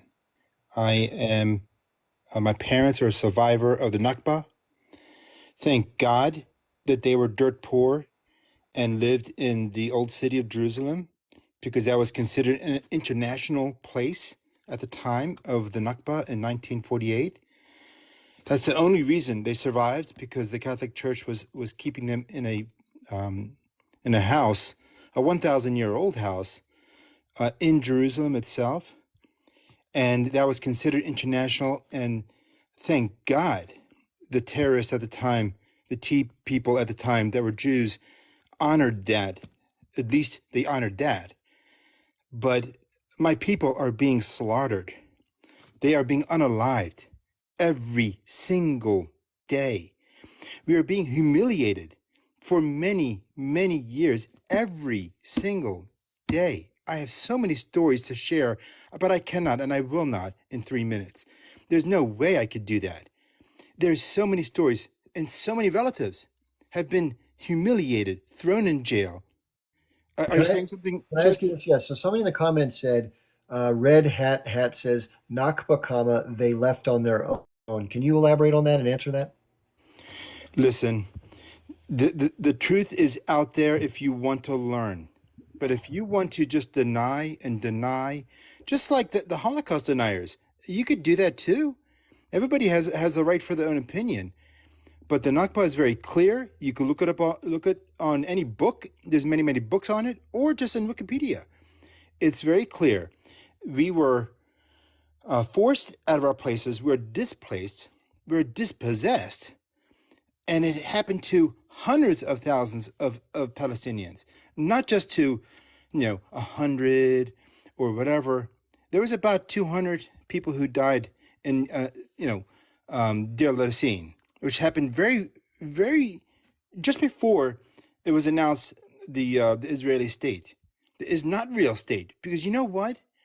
Honestly, it really isn't right that they established on our heads, on our bodies, on our lives, on our possessions. We tried to be hospitable. And by the way, Palestinians are very hospitable. I'm a Christian. I'm a Catholic also. And we're also I'm a minority. But every one of us are hospitable. We open up our doors to them with all the, happening in World War II. We open our doors to them because we're hospitable and we're loving people. And they stole our possessions. They stole our homes. And you're saying that's not true? That we walked? No. We love our land also. We've been there for many years, and many, many years. But they took everything from us. They took our dignity from us. They treated us like dirt. I don't want to get into every last detail, but if you want to deny it, that's fine. You could deny it all you want, and everybody has the right to their own opinion. I'm an American, and I believe in the freedom of speech. But if you want to know the truth and learn a little bit, do what Chip has done.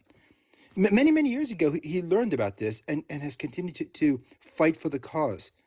And by the way, Chip, I accept your apology, whatever that was. And I don't give a crap what it was, to be honest with you. We all make mistakes. If that was a mistake and you apologize on another platform that I saw, I accept that. I'm a Palestinian, but I don't believe this whole thing is about racism against my people. And that's what it's all about. This is about racism against us. And it's like role reversal here, because they were treated unfairly, but yet they using it against us now. I'm sorry, that's wrong.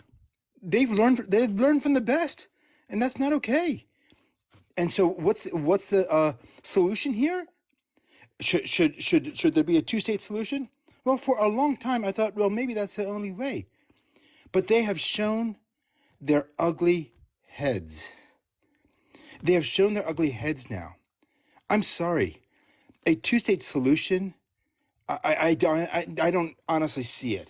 I see a one-state solution with the ideology of Zionism out the door.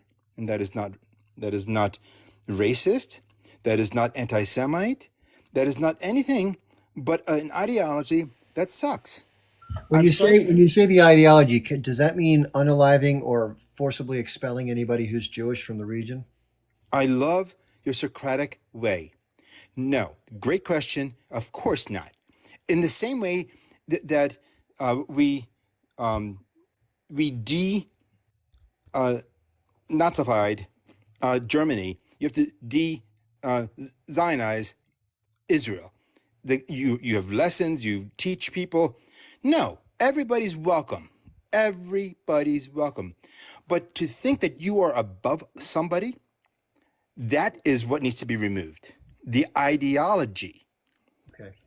I think that's a very good point. You raised some good stuff. Hang on, John. I want to give you a chance to come back. I think I'm going to give Steve a chance to jump in. Steve, welcome.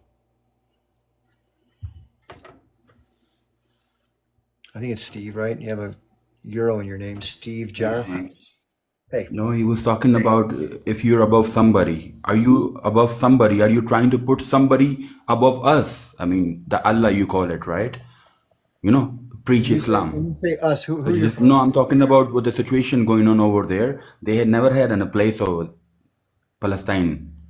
They never had a country. It's not their land. They just go back to their roots, go in the caves. who are the people you're talking about? When you say us or they or No. I'm talking about this gentleman. He was talking something like you're trying to put somebody above us. He was talking to the Zionists. He was saying a while ago. I'm not clear. No, was just listening to this guy. He changed the topic completely. Sorry, my He said fault. completely disregard. It's the kind of debate it became now. Okay, I'm just trying to get So an I idea. would like to talk to this guy if you allow us. What is your I question, request if sir? you allow both of us to talk to each other. Is it okay? Just real quickly, do you have a question for John? Is that what you're saying? No, yeah, whom above? I mean, above you guys, Oh, they're the trying to person. put.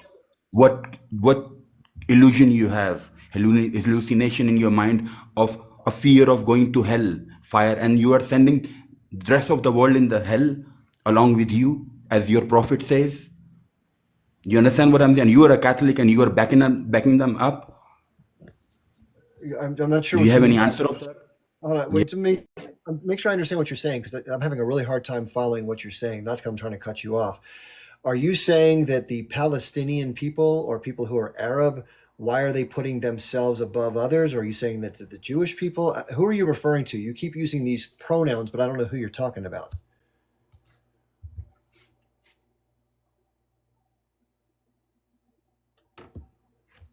Are you there, Steve? Are you still muted? Sorry if I muted you by accident. There you Yeah. go.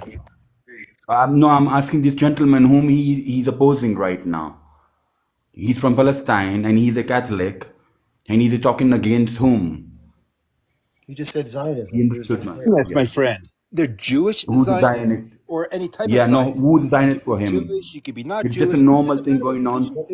Okay, never mind. I guess Yeah. do I get to speak You in want response? him to answer you, Steve? Go Or you ahead, want go ahead. You want to just Yes, okay? please. No. We're But talking tell me, about do Jewish you understand what Zionists. I We're talking said, about right? What I've asked you. Can I speak, sir? I'm Can I asking speak? you a question. Do you I think understand I'm answering my you. point? I think he I, understood you, Okay, Steve. Yeah. thank you. Go can I ahead. answer you? Okay. No, we're talking about Jewish Zionists, Christian Zionists, any type of Zionist you can come up with. The idea that a land needs to be developed on top of people's heads, like my people's heads. Okay, I'm Palestinian, I'm Christian. I have many family members over there. I've been over there several times. Let me tell you, these are people who have destroyed our lives, and it's a Zionistic, racist, ideology that has created this superiority over my people. You have no idea how it is to be treated in such a fashion. It is disgraced. It's a disgrace. I mean, to be treated like you're nothing. Okay, you can't go on a road even over there because you're Arabic. Okay, you have to understand how the reality is over there. You can't go down to the supermarket without going through checkpoints, and they humiliate you over there. So let me tell you, do you know who's over anybody? It's the Zionists, and honestly, most of them are Jews, yes, over our freaking heads. Now, I love Jews, but that has nothing to do with Jewish or Americans or Christians or whatever. But do you know who's over us? Are the Zionists putting their feet on our heads. Those Arab leaders, do you think? You're certainly confused. Those Arab leaders I'm talking about are getting married with the Jews in Dubai or Saudi, those places. They're Zionists, I think so. The one, what can you do?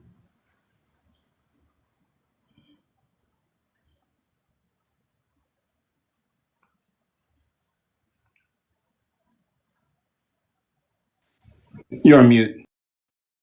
I'm not really sure what the statement was about. Are you trying? What did you try to say? You said the Zionist and they said the Arab leaders To are Zionists. identify them and point them out if you have a platform where you can speak out freely. You have a big numbers of followers in there. You know what I'm saying? I really am not having. I'm having a hard time No, piecing you're together. not. But this guy, I guess so. Yeah, in other words, I think you said that the Arab states that are making peace agreements with Israel are more Zionistic than I Yeah, guess. of course, and there's no one, as he says, to help them. That's why he's complaining, I guess. So he's just a complaining. Arabs have some blame as well too. I agree with you. Collaborators on people who are racist, collaborators with people who are racist, like the Zionists, collaborators who do crap against other people just because of who they are, because we're Arabic. Those are to be at blame as well. I agree. Fair enough. Okay, Steve, thanks for your points. I think who hadn't gone yet? I think we have somebody that's new here named Simon E. Love. Is that what you say it? Simon E., are you there? Would you like to say something or no? Okay, they're not there for some reason. Okay, let's go back to, I think, Malcolm. Malcolm came back up. Malcolm, would you like to share anything? Yeah. I want to say something. But what this guy is saying, you can blame the Arab for some reason, but you cannot blame them totally. You see the Jews, this problem, Jews, Muslim, and you name it, Zionists. What they have to come up with the solution to solve the problem first, to stop killing and bombing first. And if they have solution to that, maybe they can think of some relationship, maintain the agreement. In my opinion, but as long as killing is going on, there will be still hatred, and also let's forget about this historical thing. Arabs were here before the Israelis were here before the Arabic. I don't think that's the solution here, for my opinion. All I'm saying is we have to stop killing first. Whatever they did, they have to stop killing. Killing is unhuman. And I cannot understand one thing, Chips. I see they killing human being like a cattle or you name it. How can you? I cannot even understand. I was working with one NGOs in the northern Senegal, Casamas. We passed one village. I saw a house where they gathered children and women, burned them alive. Since then, if I had anywhere, there's a war, any country there's a war, I feel afraid. You know what I mean? So if the Palestinians are going through like that, oh my friend, let me leave it like that. Let's other people talk. Okay. I'm going to put you on mute and go back in. There's MK4 Peace. Welcome. Make sure I got you off the hold there. Can you hear me? Yes. How are you? Oh, hi. Hi, Chip. Yes, my Okay. name is Maha, and I'm just going to make a comment about, all these Arab nations to help. Granted, Okay. I get they're not doing 100%, but you can still hear me, right? Yeah. Yes. Mm-hmm. Oh, I'm sorry, because I just got a little red bar here. But I'm Egyptian, okay? And I think a lot of the outlying countries are trying diplomatically to make all these consistent deals for a ceasefire, all these consistent deals for a two-state. There's just a lot of stuff that we're not privy to because there's a lot of meetings that are happening. Short of actually attacking Israel, I don't know what the expectations of the other outlying countries should do. Yeah, granted, I don't like that Egypt is charging like $5,000 or $10,000 per person to get in, and I'm not sure if there's a fund, like from a government level, to be able to fund people that need to get out and make it more organized.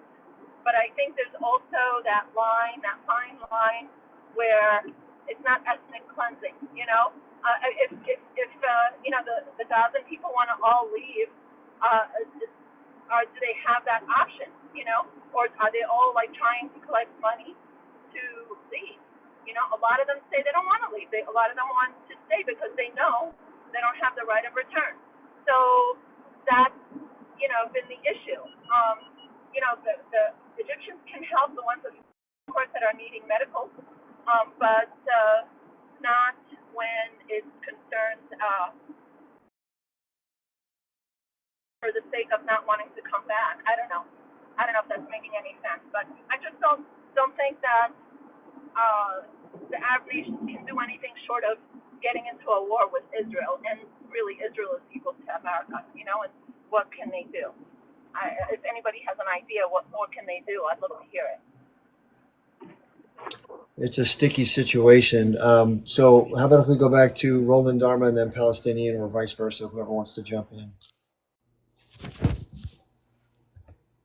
Either of you? I'll yield my time.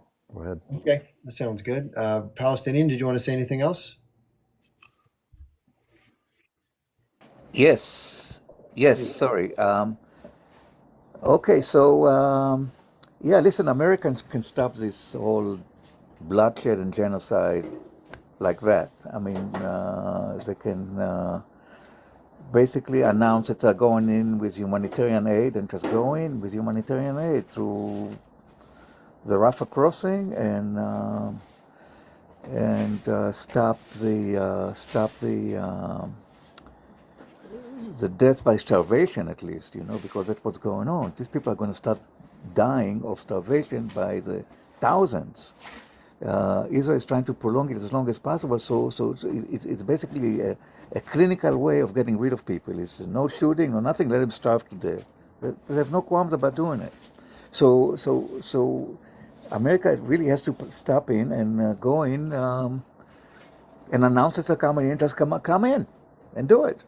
And then they should probably establish permanent residency there in Gaza and also in the West Bank, establish some bases, hire the Palestinians to work there because they're dirt poor, all of them. They're homeless and dirt poor. They got no money, no means, no nothing. Employ them and keep the peace. Be the peace police. UN troops will never do it because Israel will probably kill them all, like they've done in the past.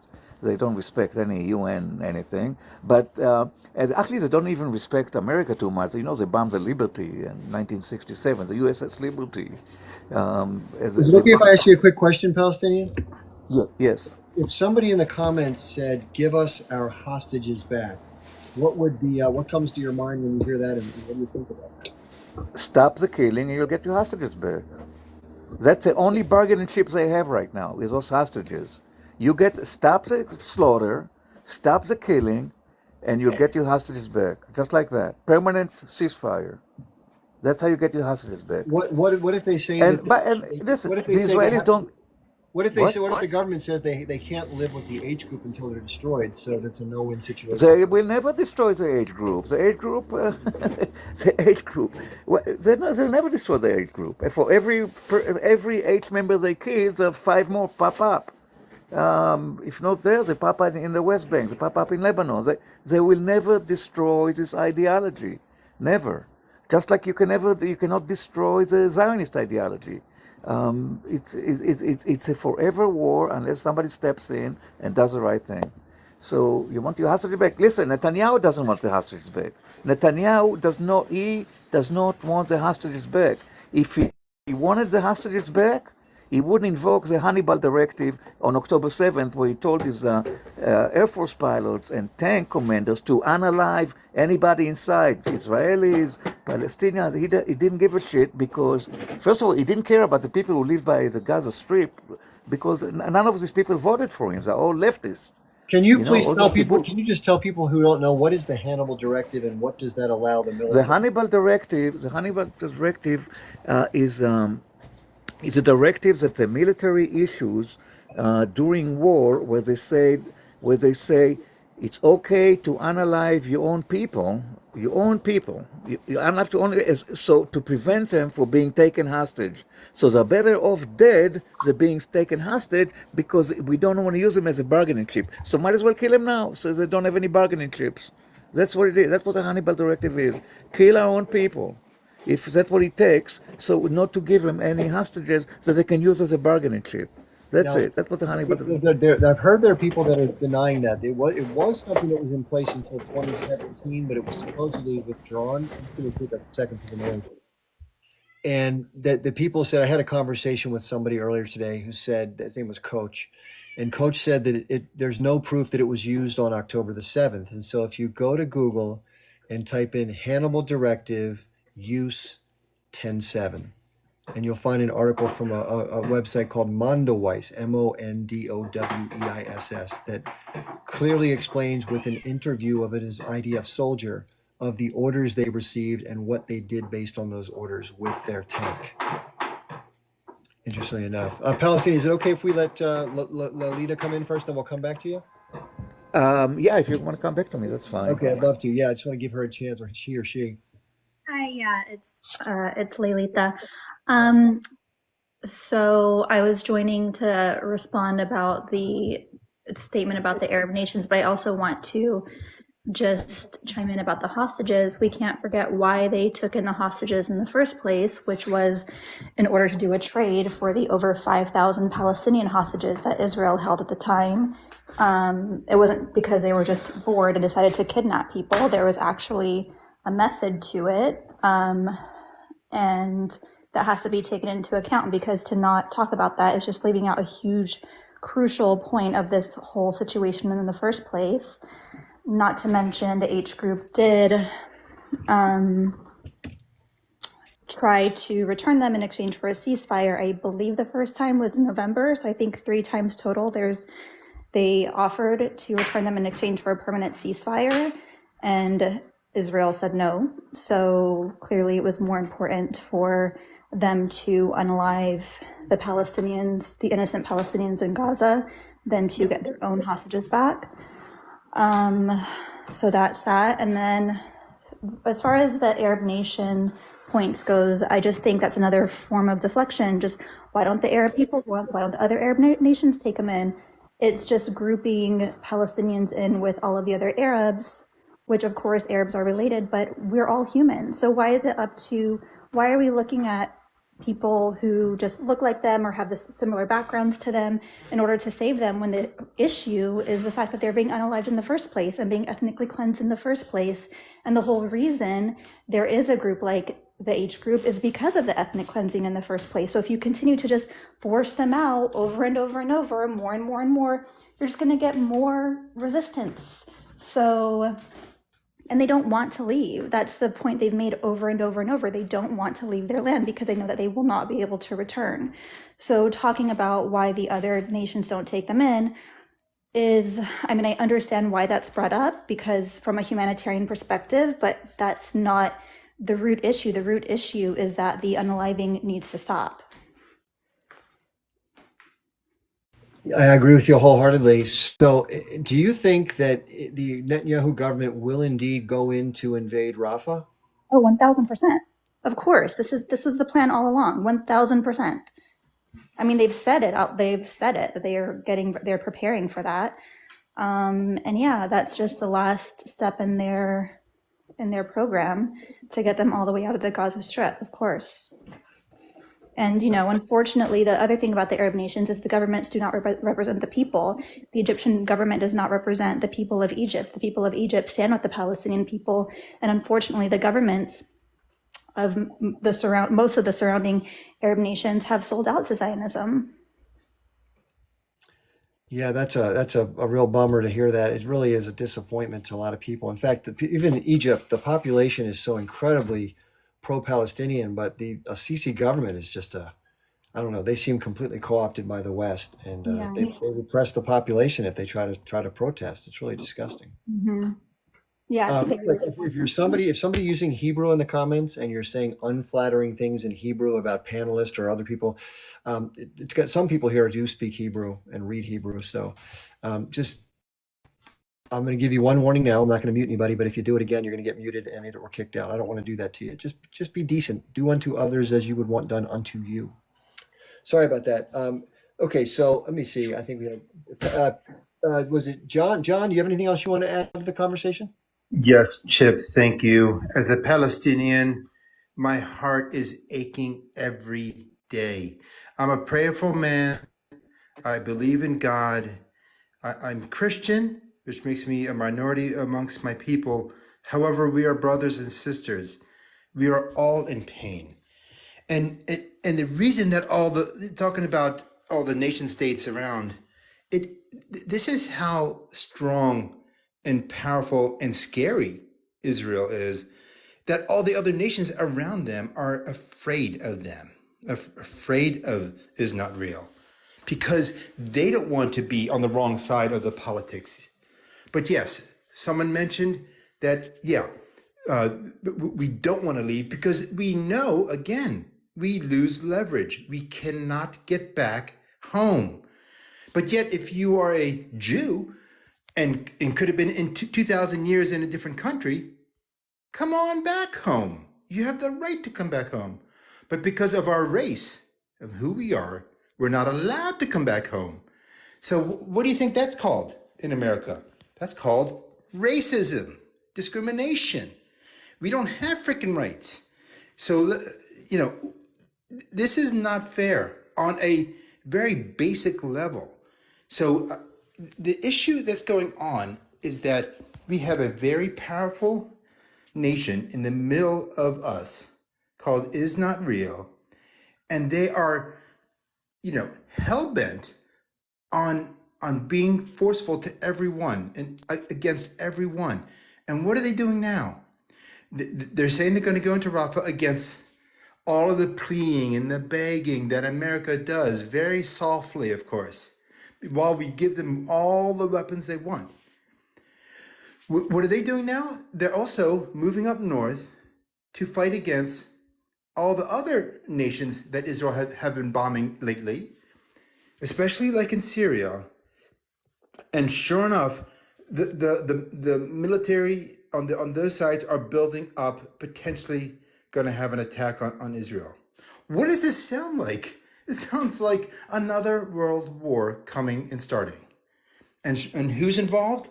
Russia. Russia has their troops apparently in Syria. So this doesn't sound good, okay?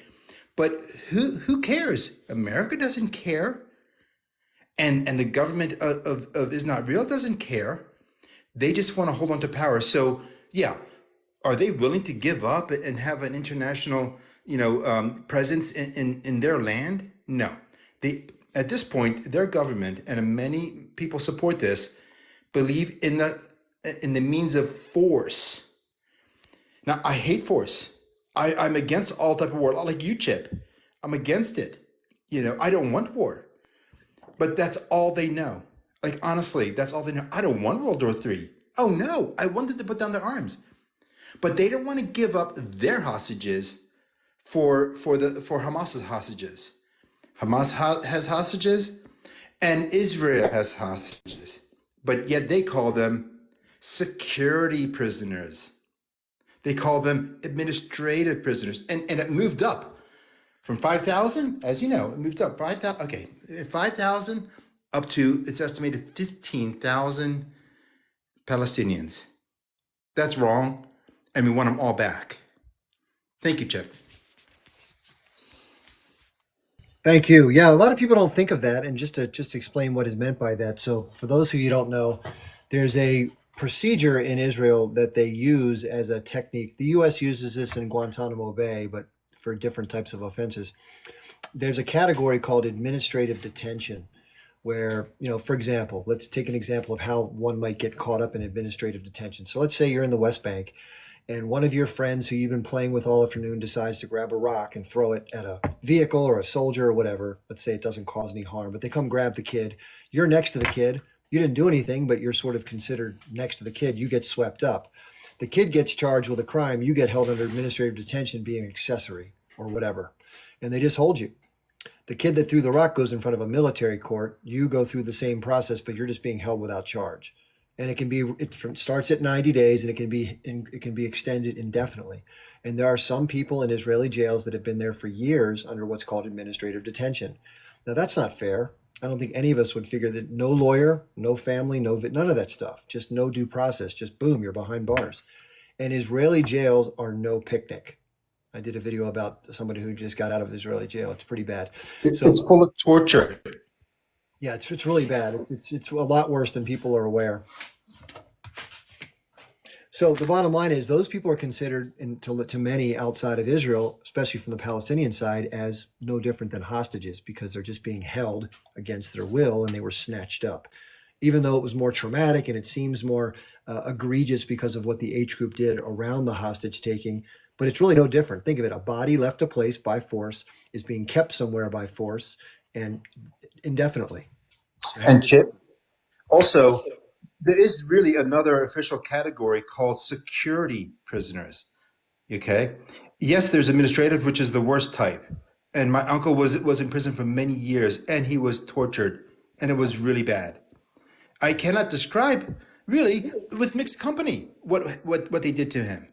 So that's one category, but there's another category called security prisoners, and it's really very poor representation. There is a charge, but it's very poor representation, and you get locked up the same thing for many years. So it's the two categories, I believe, equals about 15,000 Arabs, Palestinians that are locked up, whether it's from Israel proper or from the occupied territories. What a mess. Yeah, Wow.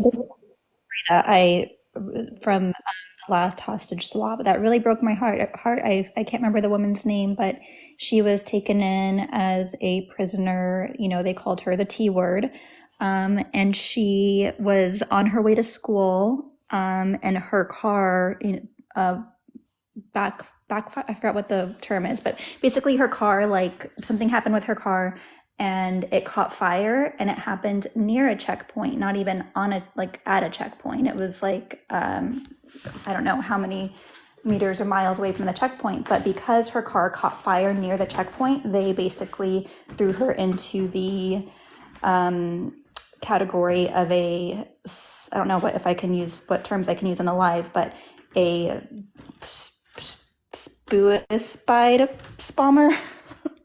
They just threw her into that category, called her, said that that's what she was doing. She was thrown into prison, tortured. She was wearing a strap-on device that goes boom boom. No, it wasn't even a strap on. It was just her car. They thought that she was going to use that for the boom boom. Yeah, they thought her car had a device in it that was a boom boom. Yes, but it was actually her car just malfunctioned and it had issues, and the car itself, caught fire. And because of that, she now is known to be. They just called her a T word.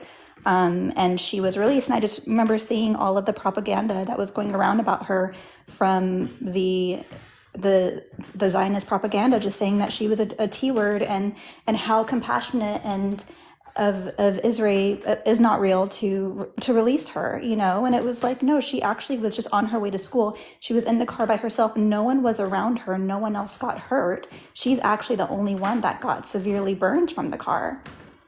So that's just one story of many, many, many. It's really bad when you start to learn the really just the terrible stories of just tragic outcomes for people in the West Bank and the stuff they endure. A lot of times the Israelis, I talked to somebody once, somebody gave me somebody's number and they asked if they could talk to me on Telegram, and they called me and they said, listen, I can't even talk long. They search their phones at checkpoints. And so, for example, let's say somebody has the TikTok app and the person's following somebody like me. If they open the app up and see them following somebody like me who speaks critically, they get arrested. If they like a post that they find offensive, they get arrested. Yep. Yeah, and these soldiers at checkpoints are a lot of the time teenagers or kids in their, teenagers or people in their early 20s that moved there from all over the world and that are just torturing people. They're having fun with it. It's a game for them. It's just so twisted.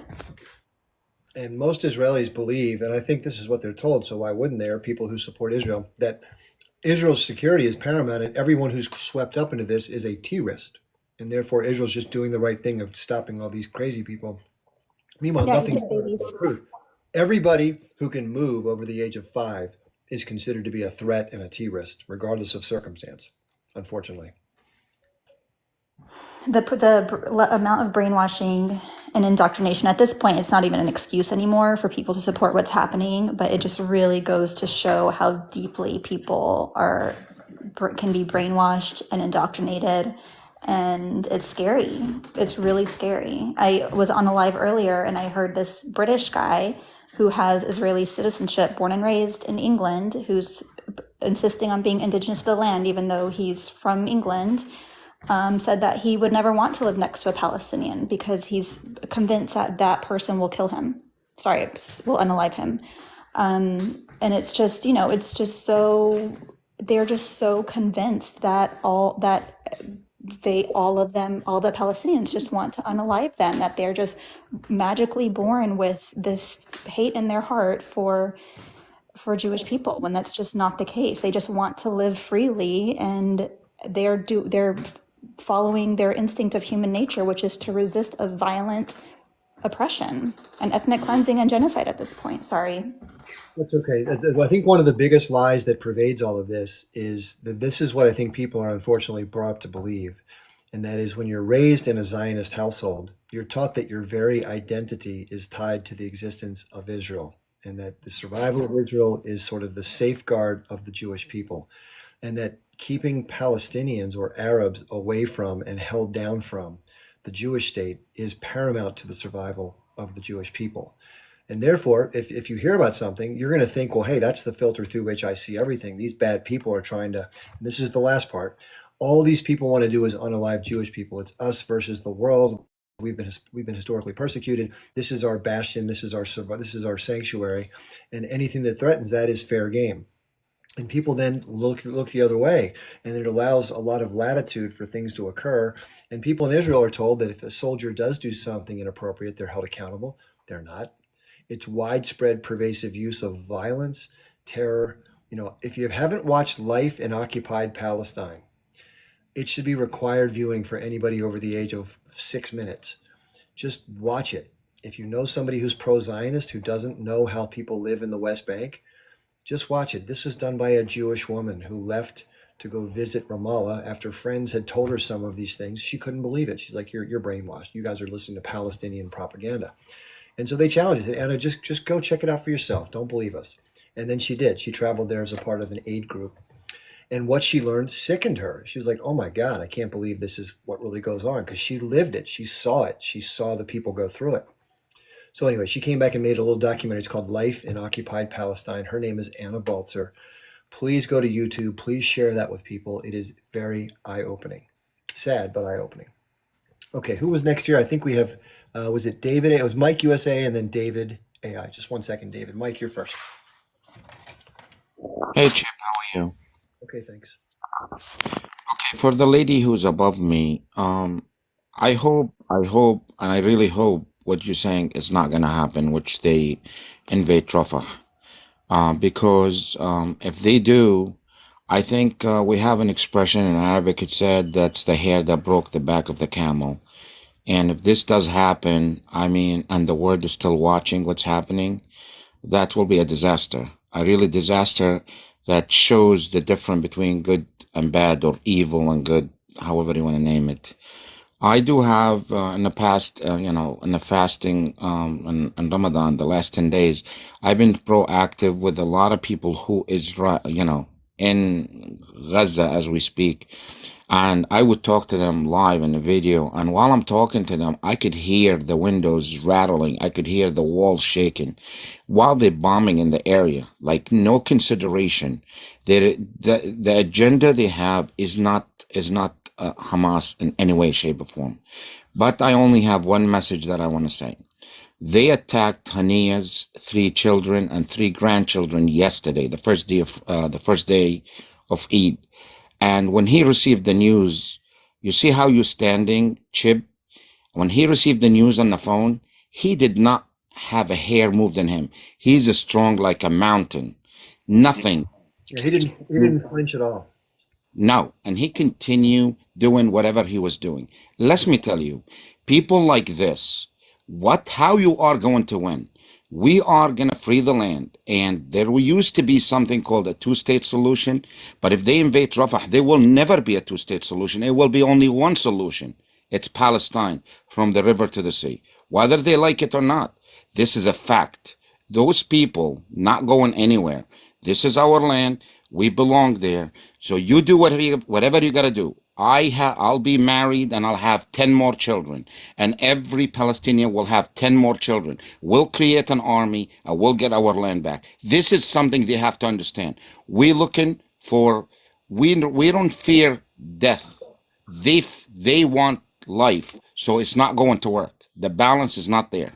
We stand for what we believe, and what they doing is the most disgusting, barbaric I ever seen in my entire life. I don't care where you go. And when you try to compare what happened in Hiroshima and what happened in this country, and that, there is no comparison. There's how you could compare, because somebody said, "Oh, 30,000 people. That's not a lot of people." But you know what? Because they doing the math or the percentage on 2.2 million people. But if you take that percentage, was at 5 or 6%, and put it in America, that's a 15 million people. So they try to paint the face, or they try to do the game of they not doing as bad. But let me tell you, the world is watching. They are under the microscope. And let me tell you, people will win. And the West is standing with them. A lot of people, they might not be speaking. I don't know if you guys heard the woman who was in the government who just resigned, like 2 weeks ago or 3 weeks ago. She said a lot of people in the state, they saying they don't agree with what's happening. So this is about to, I'm telling you, this is about to blow up very bad. And you know what?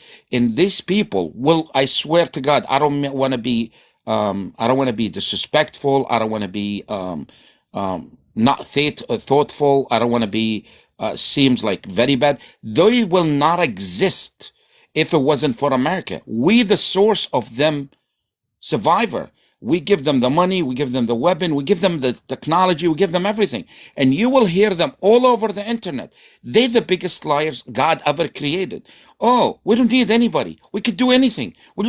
Like they babble left and right. I mean, I heard them in your live. I heard them in Nicholson live. I heard them everywhere. Oh, we don't need it. We the biggest. We this and that. They nothing. They nothing. God, my witness, they are nothing. If it wasn't for us as in America, they will not. We the source of life for them.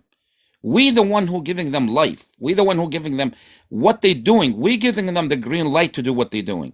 And we need to stop. And the people, thank God to all Americans, whether they stand by, aside, not with, or they're standing with the Palestinian. Let me tell you, you are standing on the right side. And one day the sun gonna shine, and God bless everybody stand for what's right. I'm not telling you for Palestine, for what's right, because you're standing for what's right. Humanity, those children, I talking to some people, Chip, they said there's 20,000 people who had lost parents. They have no parents, nothing. Where are these people going to live? How are they going to grow? How are they going to have education? What do you think they're going to grow as what? As engineers and doctors? I mean, these people, I'm telling you, they're so dumb. They're so dumb. I don't understand how they think. I don't know how they brain operate. And they're creating all that hatred for them in the world because what they're doing. And they go after the sympathy of the people. Oh, that's what happened with Germany. That's what, I mean, get over it, please. You've been doing this for 75 years. 75 years to those people. Get over it. I mean, not 1 year or two. So I just want to get this out because they are, right now as we speak, I think a town called Sarta, and they are telling them to evacuate in Rafah. They're telling them now as we speak. I talked to them today, this morning, and I could hear loud and clear the windows rattling from the bombing. I mean, I don't understand. I really don't understand. I have no explanation. I don't understand where they get the power to do whatever they're doing, and they think they have the right to do it, and the whole world is still watching. That's all what I want to say. It's really sickness. Thanks for sharing your point of view. I agree it's difficult to watch, and hopefully things don't get worse, but it seems like they might. David, welcome. Thanks, Chip. Just wanted to make a point to some of the other panelists before, Lolita, and I think it was somebody named Pro Palestine or something like that. They're using the word "is not real," and it seems like both of them used it. So to me, it seems like it's deliberate, and I think both sides, Palestinians and Israelis, at the end of the day, both sides want legitimacy. Both sides want recognition. And so to say it's not real or is not real, it's sort of doing the same thing that I feel like Palestinians want, is the recognition, is legitimacy. So I don't think that's helpful to call it is not real, because it's just sort of adding more fuel to the fire. And it's exactly what, at the end of the day, I think people have to realize that both sides sort of want similar things. Both sides want to have that legitimacy and to have that sovereignty and things like that. So I think I just don't think it's helpful to use those kind of words like "is not real." Thanks for that point of view. Here's a question. I don't know if you've heard about this. Have you ever been to Israel or seen the inside of a bus in Israel? I haven't seen it, but I'm thinking, how are you gonna describe it? Well, we're talking about acknowledgement of legitimacy, existence, et cetera. I think that's your point. Is it doesn't help. It's counterproductive to sort of Right. negate someone else's existence, because it sort of doesn't help the cause, right? Is that the idea? Yeah.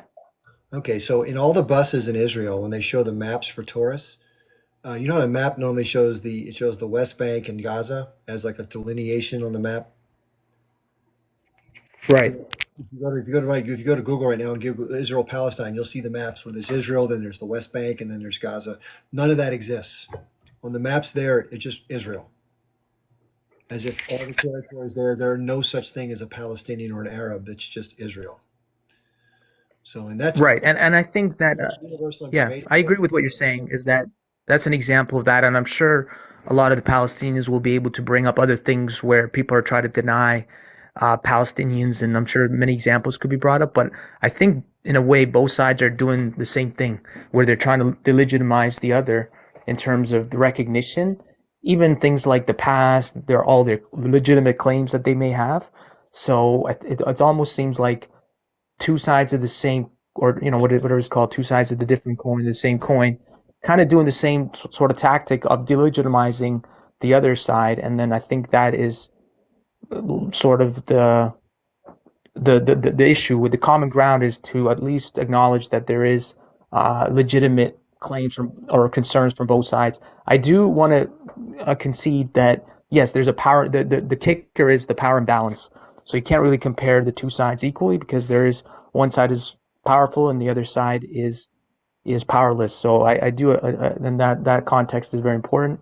Just one other thing I'll say, just lastly, to Mike USA, he was saying that Israel needs USA for all these things, but I think the Israel people have shown, the Jewish people in Israel has shown over the years a unity, and they have shown that when they have to face these threats, they do come together without the USA, without anybody else helping.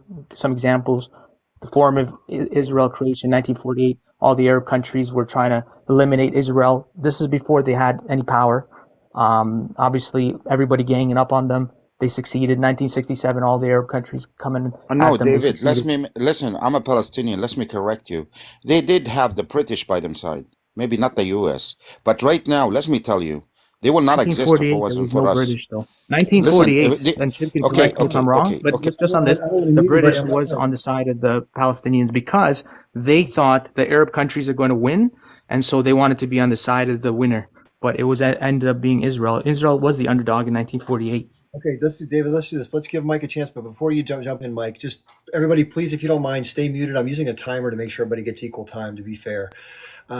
Mike, when you talk about the history of this, the 1948, the U.S. was not supplying billions and billions and billions of dollars. That was started later. So it's a little different. The support that's been in place has allowed Israel. Money is fungible. So if you don't have to spend money from your society on your military, which the U.S. supplies a lot of money to Israel, you can spend it on other stuff like free healthcare, free education, money to help pay for your home, settlement subsidies, et cetera, et cetera. So there's a lot going on there, and it's not quite as simple as black and white. They could probably survive, but society wouldn't be as cushy and easy as it is now without the U.S. support. I think that's clear. Mike, what would you like to add to that?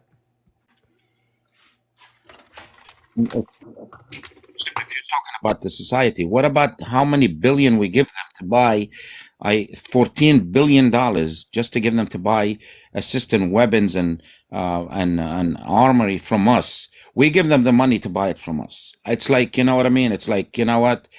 Instead of touching your hand with, with your right hand, your ear with your right hand, you just go around your head and touch your left hand ear with your right hand. Let me tell you, if David, I don't know if you Jewish, I have nothing but respect. Listen, whether it's, or you're an American or I don't know where you're from, but let me tell you one thing. What is happening right now, it's completely disaster. And forget about I'm Palestinian. I'm a pro-life person. Seeing the damage and the destruction, I don't think even. I mean, I correct me, guys, if I'm wrong. I don't even think that in Ukraine they have that kind of destruction that happened. What happened in 6 months? Okay, in 6 months they destroying. The people told me who was there. They said there's 70% of the building is down. This is like crazy to do all this destruction, and that's under a title called we're trying to find and unalive those H group. This is like the most and you know what, because they lie so much, and every time they lie people believes them. In the past they thought they're going to play that lie and people are going to believe them. That's why the mask is down. That's what I call it. The mask is off now. Everybody could see everything. And there's one thing also I notice. When I'm talking to the people over there, I don't know what it's called in English, and if you can help me, Chip, they have airplanes. They are continuously in the air above them, and they call them in Arabic zanana. I don't know what that's mean actually. Like it makes a noise. Zzz. You could hear it. Like I'm talking to them. Drone. It's drones, and that's control all this. Like when it goes over the house or the property, it kill the signal, the internet. This is like, you know what I'm saying? Like I'm talking to somebody and he dropped, and because the plane just passed, and you could hear them continuously, nonstop. Zzz. And they tell me how we're supposed to sleep, how we're supposed to eat, how we're supposed to. I mean, listen, you trying to treat them like animals. And I'll give it to you.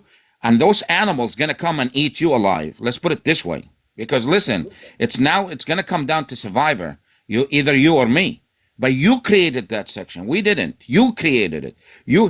Because you've been pushing so far until they got to the limit. And that's why this is happening. If you guys could see this, then that's good. But if you couldn't see it, that's a bigger problem. Because the only reason for all this to happen is because how far you could push. And the people you can push them as far as you can. And things is changing. I'm glad things in 2024 are changing in the West, in the media. I mean, this TikTok changed the whole world. I swear to God, one app changed the whole world. It's amazing. And that's telling you things are changing. It's not the same. The people, unfortunately, this is the narrative that people get, just to be clear, so people understand this. So they're told in Israel that they're just the peaceful people that are being, just attacked out of the blue. These people are violent. If you understood the amount of duress, stress, brutality, mistreatment, humiliation, unalivedness that goes on the regular for no reason other than the fact that it can be done because of an asymmetric situation in terms of power. This is what builds frustration in people. They're told that it's all about, training people from kids to hate Jewish people. The whatever it's called, ayud, I think is the term people like to call it. Why do you think people are angry? They're not angry because they hate you for your ethnicity or whatever. They could care less. Who cares? You be you. They want freedom. They want autonomy, and they want to be not humiliated and indignified and horribly mistreated by their neighbor who thinks they're better than them. or at least that's their perception. Anybody would feel that way. So a violent response to a position where something is made impossible for legitimate political solution makes sense. And it's no different. If you can't get out from under your oppressor, you have to try something. And that's what goes on. It's not for any other reason than that. It's not religious. It's not bigotry. It's not anti Semitism. It's anti oppression. And nobody would want to live under oppression. I hope that's the right. Do you think that's right, Federico? Nobody will. I mean, who wants to live under oppression? If it was Jew, he would have reacted the same way. If it was a Hindu, he would have reacted the same way. I think a lot of people don't have this story right. David, you should look, as a human. Would you take one day as a Palestinian? I don't think so. I don't think you would be able to take 3 hours in the life that they live as Palestinians. Constant oppression. No matter what you do, you're not gonna get away. They always, if it's not a settler, is a soldier. If it's not a soldier, is a little boy. If it's not a little boy, it's a woman.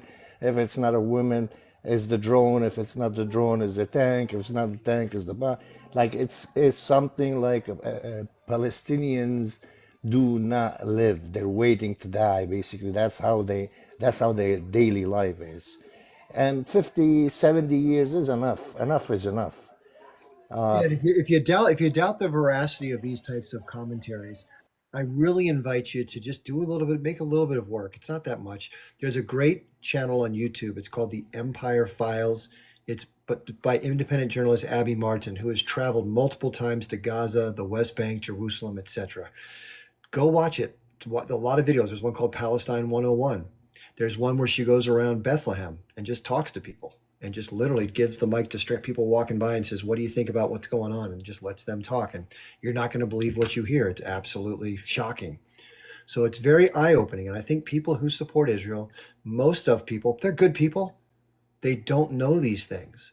And I think if they did, they'd be like, well, wait a second. That does not square with what I've been told.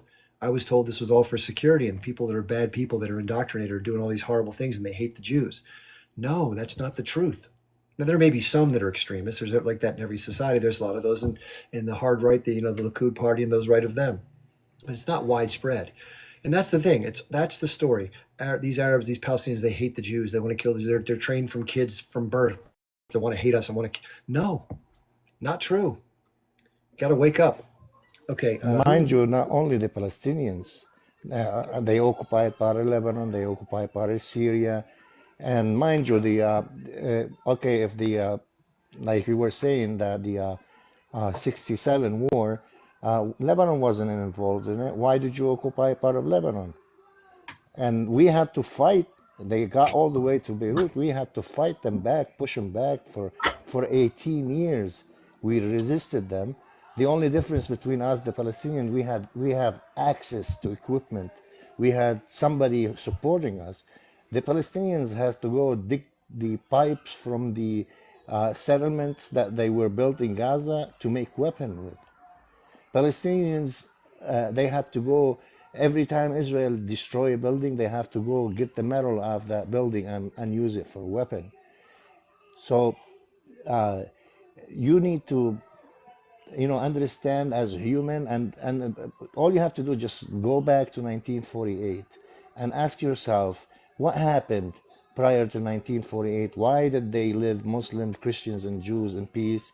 And what happened post 1948? Why is the whole thing started? You just simple question. You just look around and see what is really happening.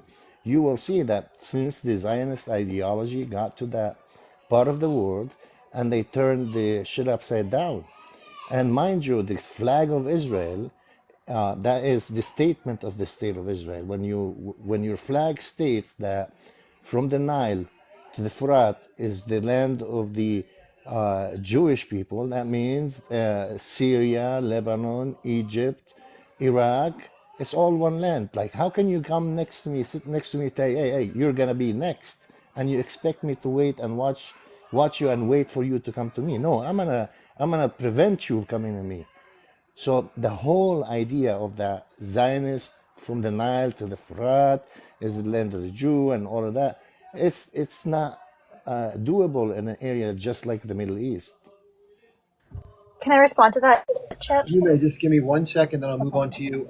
Just a quick administrative thing. So first of all, anybody's welcome to come up, no matter what your views are. You'll be treated with respect. If we get busier, we'll set timers to make sure it's equal time. This is being recorded, so it's going to be uploaded when we're done. If you want to go back and review what you said, what others said, if you came in part way, whatever, it's going to go to the YouTube and Rumble channels, and you can find those links in my bio. There's just this link tree with my name next to it.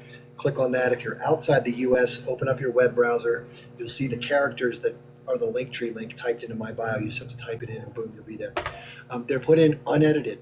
Nothing ever changes, so it's whatever we say here stays here. It just is what it is, raw and all. There's some other links in the bio, some Telegram groups. If you don't know what that is, it's a messaging app where people can communicate. A lot of the good information off the ground comes into me from Telegram groups. And then finally, and this is not something I push hard, and somebody earlier in this outfit, somebody said, you've got to be getting paid to do this. You've been on here all day. The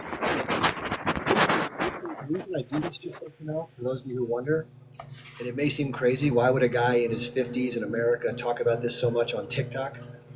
It's because it hit a really deep chord within me when I learned about it when I was 21 years old. It's something that I've spent a lot of time learning about. It's something that I care about. I think it matters to me because I think there's a huge injustice and I think it needs to be fixed. And I think it's best for everybody to fix it, not just Palestinians, although they probably deserve it more.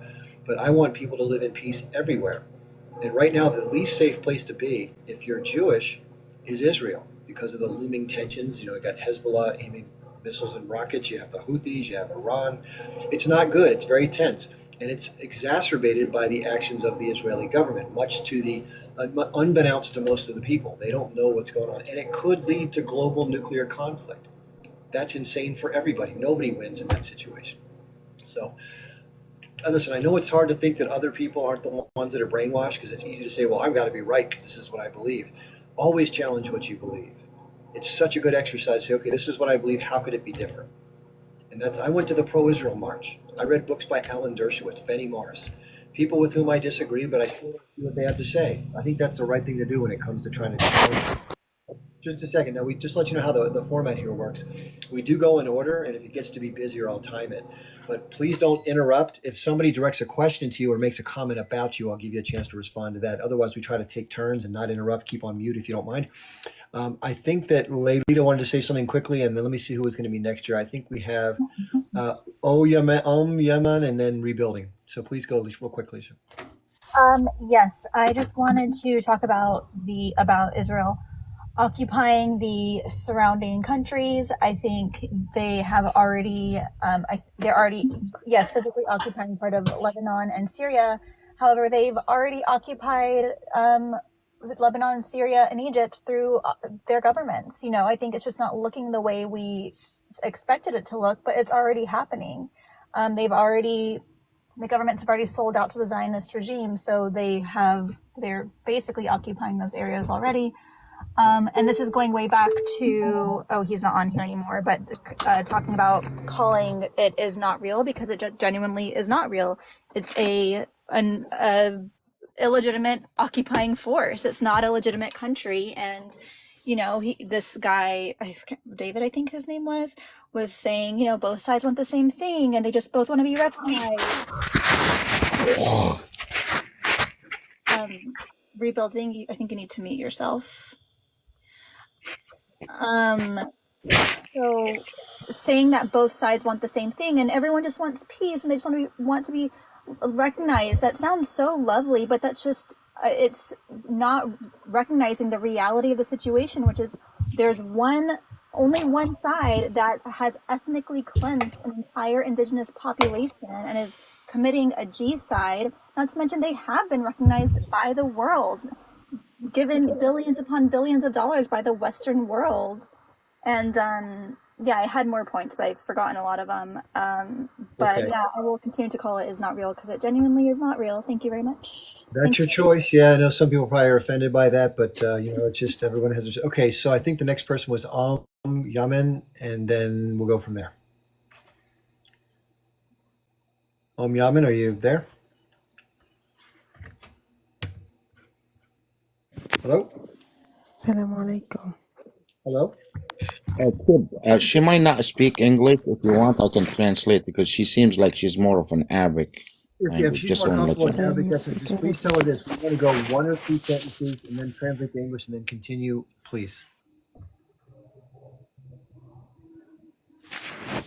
If you want to. Can you tell her that, please, Mike? That one or two sentences? اتفضلي احكي أم يمن. أيوة السلام عليكم أخي. وعليكم السلام. أنا من غزة، من أصحاب خيمة في رفح. She said she's from the refugee in Gaza.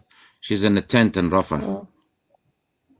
بحاجة من المساعدة إنه انهدم بيتنا وعندي 4 أطفال.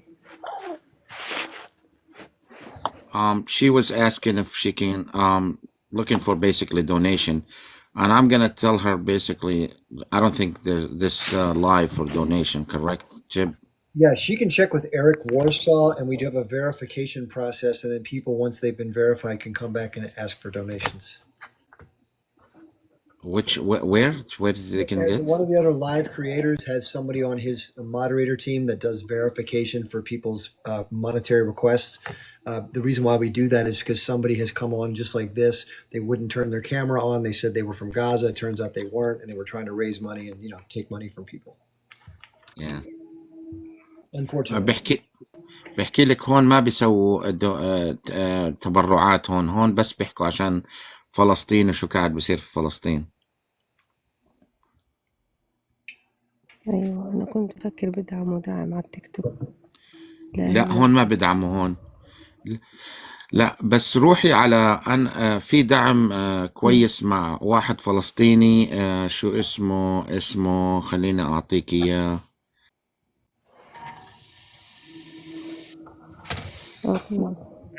ببعت لك تكست بالاسم تبعه. هو بيسوي دعم كويس هناك. ناس كثير بدعموه بعطوه مصاري وهو بيوزع للناس هناك. Would somebody please type in the comments Eric Warsaw with a K 2024 Eric Warsaw 2024. That's Eric's username on TikTok.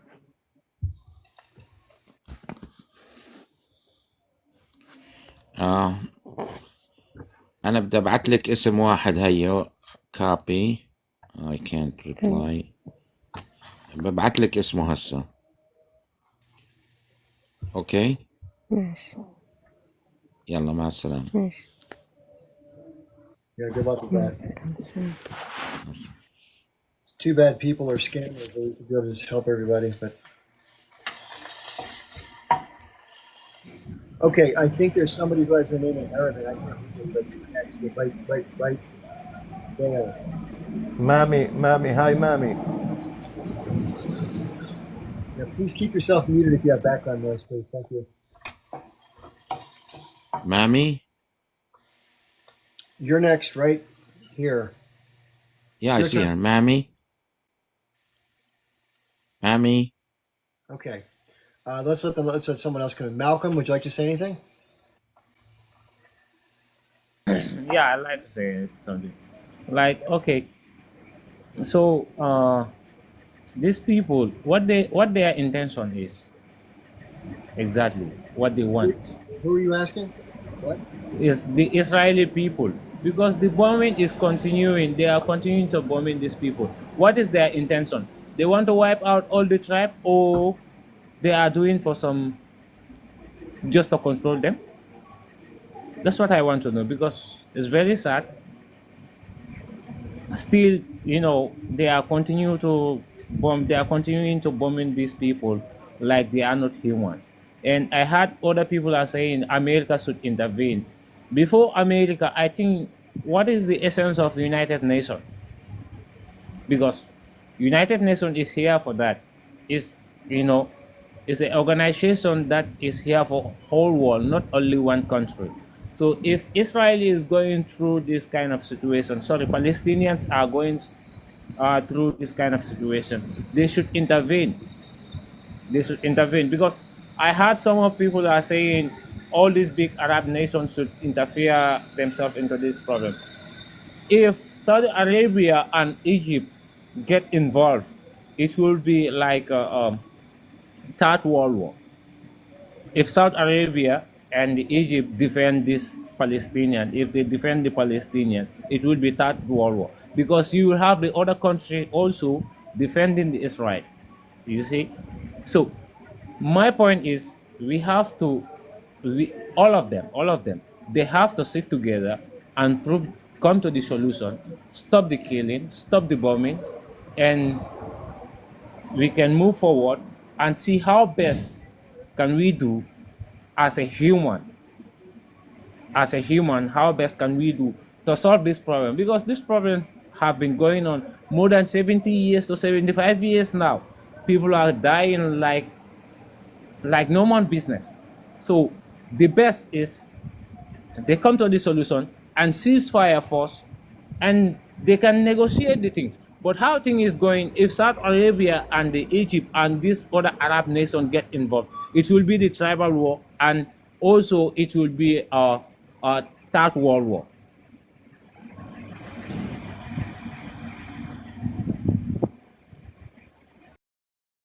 It could be. Thank you, Malcolm, for sharing that. Yeah, I agree. That's the danger, the regional war that could go bigger. If Iran gets involved, then Russia is going to back Iran, and so will China. And those are both nuclear armed countries, and that could lead to the end of everything. It's very, very short sighted. It looks like Netanyahu, if he doesn't stay in power, he's got other issues to deal with, other criminal charges. And if he doesn't stay in the warlike footing, he's not going to stay in power. He's going to get voted out. They're going to hold elections. So he has weird motives for wanting to do what he's doing that aren't directly related to the best interest of Israel, but for personal interest, which is really scary. Okay. Did anybody else? I don't remember who was even next out of this. If whoever comes up first and starts talking can start talking. Rolling there. And mommy, hi. Hi, mommy. You guys here? Yeah, I'm here. Hello. I'm always. Hello. Go ahead. Well, hello all. I will translate for my mother. She can't speak English, so I Okay. wanted just to share with you her feelings. She's 85 years old, Okay. Moroccan, Arab, Muslim. And well, she just saw a name of Gaza was in Arabic, so everything has a relationship with Gaza is hurting her. I guess we have a Palestinians and the guests with us. So she loves the peace. She hates war. She's a pro-Palestinian, but at the same time, she told me, my son, I remember some years ago, 50 years ago, I had also very peaceful and kind Jewish neighbors in Casablanca. So she's confused. Sometimes she said, yes, Palestinians have the right to exist, but at the same time, she said the Jewish Israelis has the same right to exist. And the solution for her, as she told me, is coexistence. And really, coexistence is difficult today if this sense of hatred, revenge is still existing generation after generation in the area. She could not accept in October what's happened when she unfortunately one of the Israeli victims was one of her ancient neighbors in Casablanca. I had to explain for her that unfortunately this is war, but in the same time, some innocent people are paying the price high in the both sides. Today, Israel was obliged to respond very strongly. Unfortunately, revenge, killing innocent people. Today, I think the solution is very difficult to figure out. Yes, America is helping Israel. I think it's normal. Israel has the right also to check for friends to protect her, because Israelis today are just thinking they are in the middle of hell. surrounded by only, in their point of view, enemies from Arab countries, and the Arab in Palestine has also the right to seek for those who can protect them from Arab or Iran or Turkey or any other Muslim countries or any other country around the world, especially Latin America. So today I think it's more about religion, more about ideology. It's not a political problem because if we go back to 1948 to 1918, it's not robbing Paul and giving Peter as the British did, but it's more before this date. It's more before 1918. The problem in the region, and I think that today it's not only about Jerusalem, the capital of Israel or the capital of Palestine. Sometimes religious places must not be even a capital. I don't see Vatican a capital of Italy or Mecca is the capital of Saudi Arabia. So it's properly today to give this city, which is Jerusalem or Orshalim or Quds, a special status. It belongs to all the humanity who's believing in the three religions. So today I think the problem, sorry for saying that, it's not a political, but it's a religious. The problem is religion from thousands of years between the Muslims and the Jewish. And today, if we cannot have this courage, Sorry for interrupt. Can you cooperate religious? What do you mean by religious? Like how did you get to the conclusion that is religious? okay, it's very simple. I'm talking to you as Moroccan, and I was living in Europe for many years. When a Muslim is reading the Quran, he can find out many verses in the Quran who are just talking about how the sons of Israel were wrong, how they were not in good path, how today is the wrong people, and we have to be So careful about what we are. you did not read them yourself, right? Sorry. Because you're Yeah. making 1 second, He Malcolm, don't know the please. Quran. Sorry. Malcolm, 1 second. The statements in the Quran are storytelling or are commandment? What are you referring to? Me, I answer. Yeah, Okay, well, when you read the Quran, I did read it, maybe it's not called the now. Quran. It's called the Quran. If you're Moroccan, you should know that. It's called the Quran. Unfortunately, my Arabic is not good because I'm not an Arab, and I am a Berber. So I read it in French, I read it in English, and I read it in Berber. You know, Berber, it's not, they are not Arabs, so we don't speak Arabic very well. But today, when you read some verses in the Quran, it's more about talking against everything which is sons of Israel. They were wrong. They were not good with the God commandments and rules, etc., etc., etc. And even in many stories about the prophet and so on, that the Jewish people were wrong. So this idea is which is taken by some scholars, unfortunately, and using it just to concentrate how the youth, especially in Europe, the Arab or the Muslim people, how the scholars are using the misinformation to I'm lead sorry, I us. have to interrupt you one more time. But uh, uh, like, if you are pro-Israeli, why did you come up here claiming that you're speaking for your mom? No, I'm not And a your pro. mom, no, Israel. that's what you said when you came out. You said, I'm here Yeah, because I'm speaking with my mom. She's 85 years old and she's pro-Palestinian. And you went on and on and on. And then all of a sudden, the narrative has been changing. So no, why, I didn't say. listen, listen, my friend, you started your conversation by deceiving and lying to us. So why would we believe anything that Did you're I gonna say Let, say? that? let him, Bernie, let No, him answer because maybe he just didn't communicate properly. Go ahead. What's your answer? I didn't say that I am pro-Palestinian or pro-Israelis. My last information was to show you that unfortunately some religious scholars in Europe are using some verses in the Quran to mislead many of the youth, Arabic youth or Muslim youth in Europe, to hate the Jewish people, to have the mind uh, against everything which is Jews, Israeli. And this is the problem. Communication is no more a solution for this population of Arab and Muslim youth in Europe. They don't want to communicate with anything which is Jews, Israeli.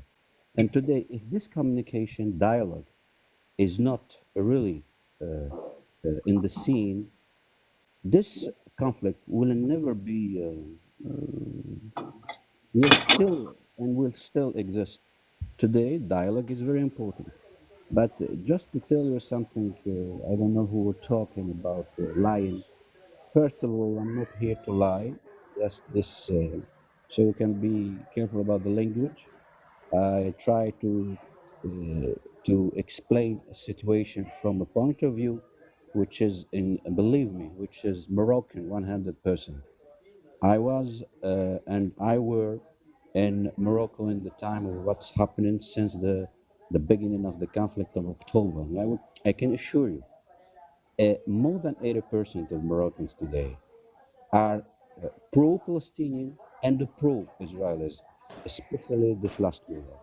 Because the one who started in October was some people that we cannot say that they belong 100 of what all the Palestinians are thinking today about the conflict. There is two sides, and in the same time we saw some let's say innocent Israelis were killed.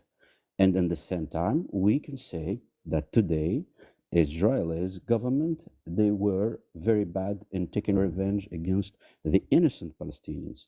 So if we don't have this courage to say to our friends who are Palestinians, some of them, that one part of what they did in October was bad, and at the same time say to some of our friends in Israel that how much strong and bad was their revenge against especially an innocent people, we cannot be fair, and really we cannot be just in this conflict. We have to be just and fair for the both sides, and at the same time say yes, you were wrong about doing this and you were good about this. But coming again and going back to what you said, lying or not lying, I'm not here to lie. I think my message is clear. Dialogue is necessary today. War cannot stay for many years. There's a generations who's coming and coming.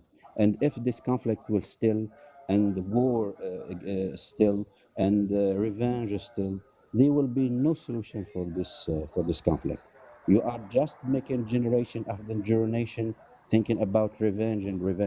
And what's happened in October when some Chip, Palestinians you're are muted. You're Let's let muted, Chip. Federico respond, okay, real quick. Just come on back. Yeah, mom. I just want to know. You can unmute yourself, mommy, just because you're gonna probably it's gonna be back and forth a little bit. Uh, mommy, when was the last time that you read a verse in the Quran that calls to hate the Jews? When did you read it, mommy? Because he did spread, like, between his peaceful message, he spread some poison in there. I just want to make sure that when was the last time, and if you can tell me that verse, because I've read the Quran No, many Federico. times. Huh? Well, I'm not You can say pro. it in French. I speak in French because you read the Quran in C'est très French. bien, c'est très bien, c'est très bien. Si vous parlez en français, c'est encore mieux parce que mon anglais, No, c'est I pas très just bien. want C'est la moitié no, moitié. I want the people to understand. So all I need from you is that verse in French Ok, that donc vous says. parlez français? Vous parlez français? Oui, bien sûr que je parle C'est très bien, français. c'est très bien, Bah, c'est très bien. maintenant, je veux que seulement que tu me donnes le verse. C'est très bien. Only the Vous, verse. vous, In vous ne English, the trouverez, rest. vous ne trouverez pas, vous ne trouverez Okay. pas une nation qui peut être plus ennemie à vous que les Juifs. Et ça, vous pouvez le trouver dans le Coran facilement. Si vous voulez qu'on le I dise, did not ask you to. I did not ask you to refer me to go read it. All I asked you is to tell me the verse. well, this is the verse in French. You can seek it or translate it in English, and then you can find it in Korean or even in Arabic if you want to. You did not give you me a want to. verse. You did not. You just made up some words in French. No. You لتجدن just made أشد up. الأعداء للذين آمنوا اليهود والنصارى. Where is that? لتجدن So أشد أعداء. finish the whole sentence. It's not. What is He it? said, didn't you say you didn't speak Arabic and now you're speaking Arabic? I'm I'm confused. You guys, I'm praying man, and I'm not praying in Russian. you're I'm a confusing me, praying man. I'm man. not praying in Russian. So You're I can have a confusing me. verse in Arabic, but as you do not speak good French, but you can at least understand it. So Yeah. just it's not a debate. Can you tell him? Can you It's not tell a him to debate. read the whole verse? Can you tell him Yeah, to but read the whole verse? that's exactly what I want to do. That's exactly No. what I'm trying to Well, say. لتجدن But he said أشد first. He الأعداء said, لتجدن yeah. One أشد second. الأعداء One second, للذين Mami. One second. You said. لتجدن. You Well, said. let me tell you the verse in Arabic. Yeah. Go ahead. Go ahead. لتجدن أشد الأعداء الذين آمنوا اليهود والنصارى. No? Okay. Yes, continue. Yeah, you have to continue. You have to continue. Yeah, You don't finish yeah. the verse yet. Where is the so illuminate me? What is the No, end? you're reading it. You're reading it. You have it. You have it. You have the book. I don't have a Quran in front of me. No, But I don't have obviously it. you. I don't have it from me. So you know just that sentence. You don't know the rest of the sentence. This It's is like what the story is. there is no God but God, and you stop there. So, How about Muhammad no, so can Rasulullah? I come here? Sorry, Yeah. can I come here? I want to ask him, tell him something. You see, Nice if you captain. said the Quran said, sorry, if you said Quran is pointed out these people, Israel people, they are not good. What about Prophet Yaqub? What the Quran said about Yaqub, and Yaqub is also an Israelian. If you had the word, Jacob is Israel. Jacob is the prophet of yeah, Israel. Peace be is the upon him. prophet, and Yeah. if you had the name Israel coming from the Jacob, if you translate it in English, which means someone who is repatriating in the night. So he is misleading some people who doesn't understand the Quran properly. So if he is, I am doubt if he is Muslim. Muslim never preach in the Quran. I never read a verse that preach violence, only peace. In the Quran, there is a verse say that God have I don't know how to call it in English. This like he caused God caused those who always create violence. So which means Quran never say anybody to go violence. Okay. So let him. Obviously, no one has the copy of the Quran in front of him. So let's move on from the religious side. Just don't bring up any religious if you cannot state it and make sure that I it's was not factual. developing it. I was just answering to your question when you asked Yeah, about but religion. when you say I don't verse, talk about when you religion too much because yeah, it's not my cup of tea. yeah, you said Anyway, I'm just yeah, referring to the story again and again about what's happening in the Middle yeah. East, and especially the Israeli-Palestinian conflict. Today, if we want to be fair and just, we cannot just blame the Israelis and keep one a part of the Palestinian today who started in October with a crime. Today, we have to be fair and say, yes, it It must started not in happen. October with the crime, because Yes, that's yes, yes, how, yes. Yes, like unfortunately, some of them.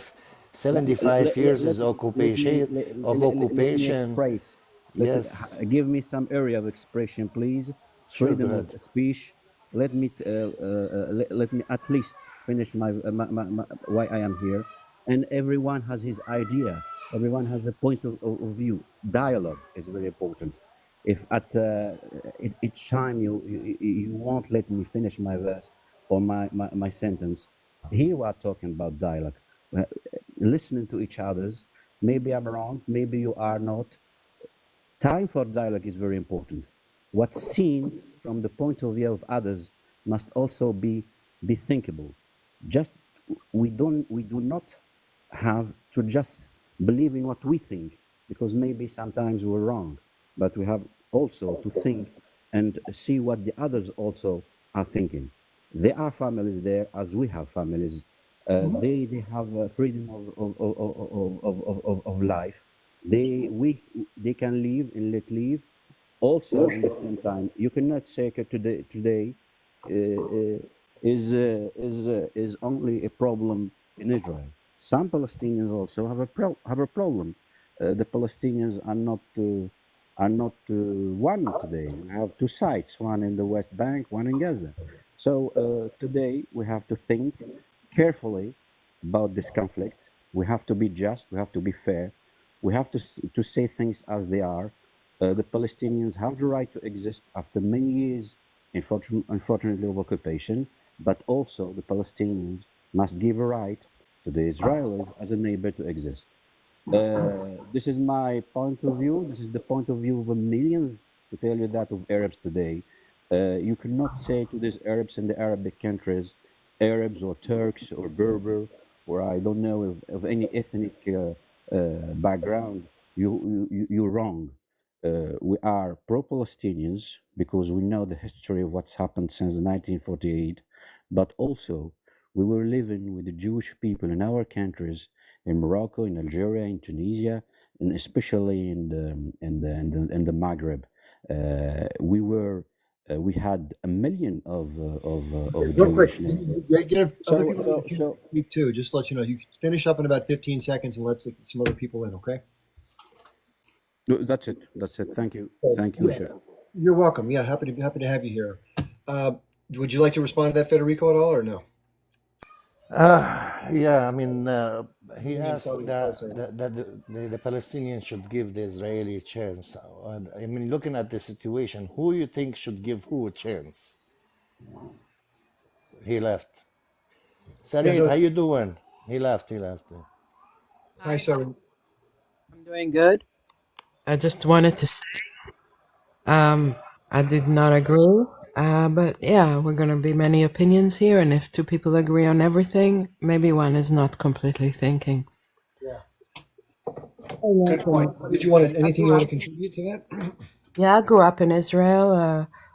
I went through their indoctrination system, which taught me what he's trying to say, I guess, that the indoctrination system told us that we are surrounded by enemies that hate us. And then I grew up to realize it's not really the case. Many Palestinians love us and actually are some of our best friends. And some of us, there's over 150,000 marriages 10 years ago. And we even had an organization to stop them from getting married called Lehava. They would protest about it.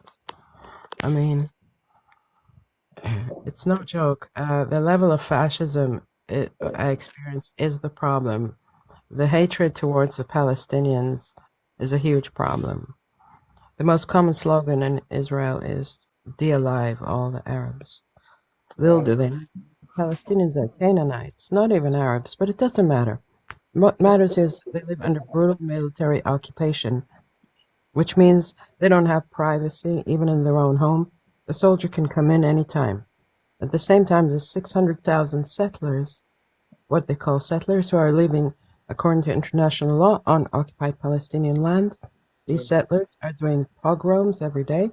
As you can see, an Israeli human rights organization called B'Tselem, our biggest human rights organization, and we'll talk about the violence the settlers are inflicting on Palestinians every day. The other problem here is the Palestinians have no one to turn to. There's no accountability for settler violence. They cannot contact, not even the Palestinian authorities. Nobody. Also, if they fight back, they're being accused of being called teas, and it's being told it's a religious conflict, so people will not know what I'm just telling you. People with my opinion usually censored really fast. They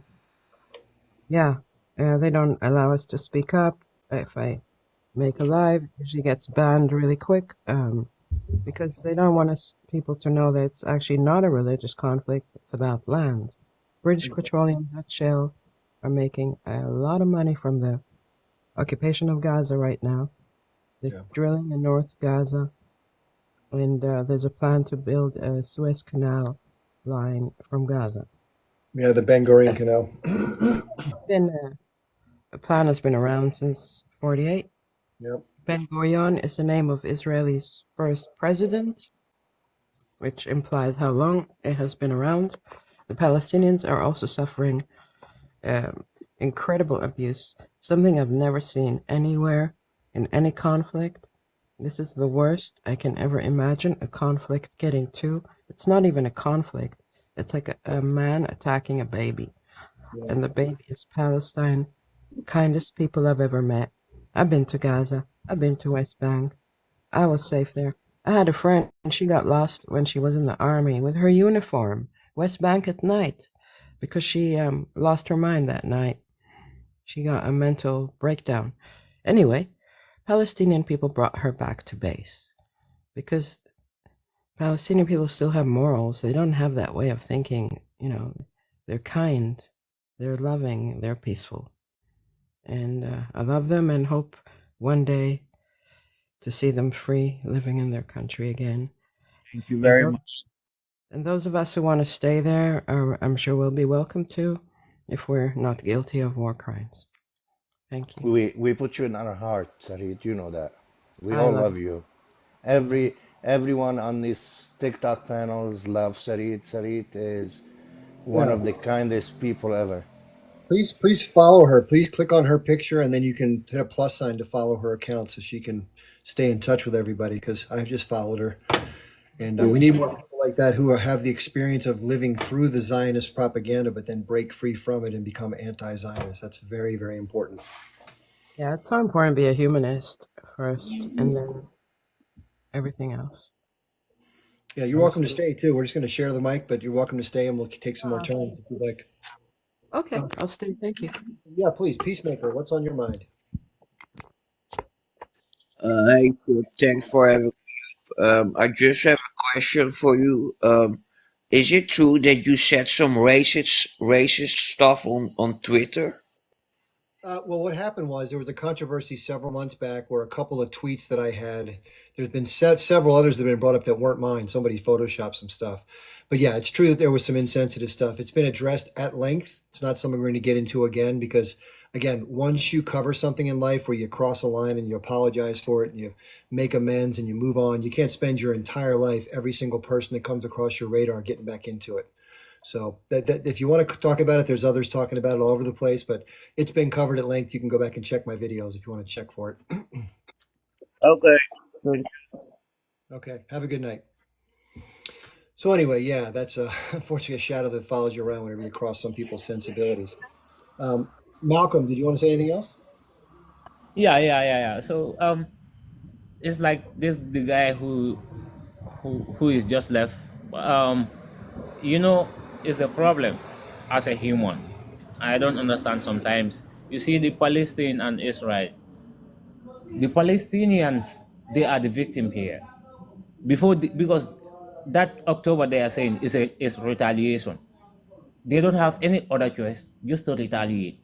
Israelis, they have to stop killing Palestinians. No matter what, they have to stop killing them because it doesn't even make a sense.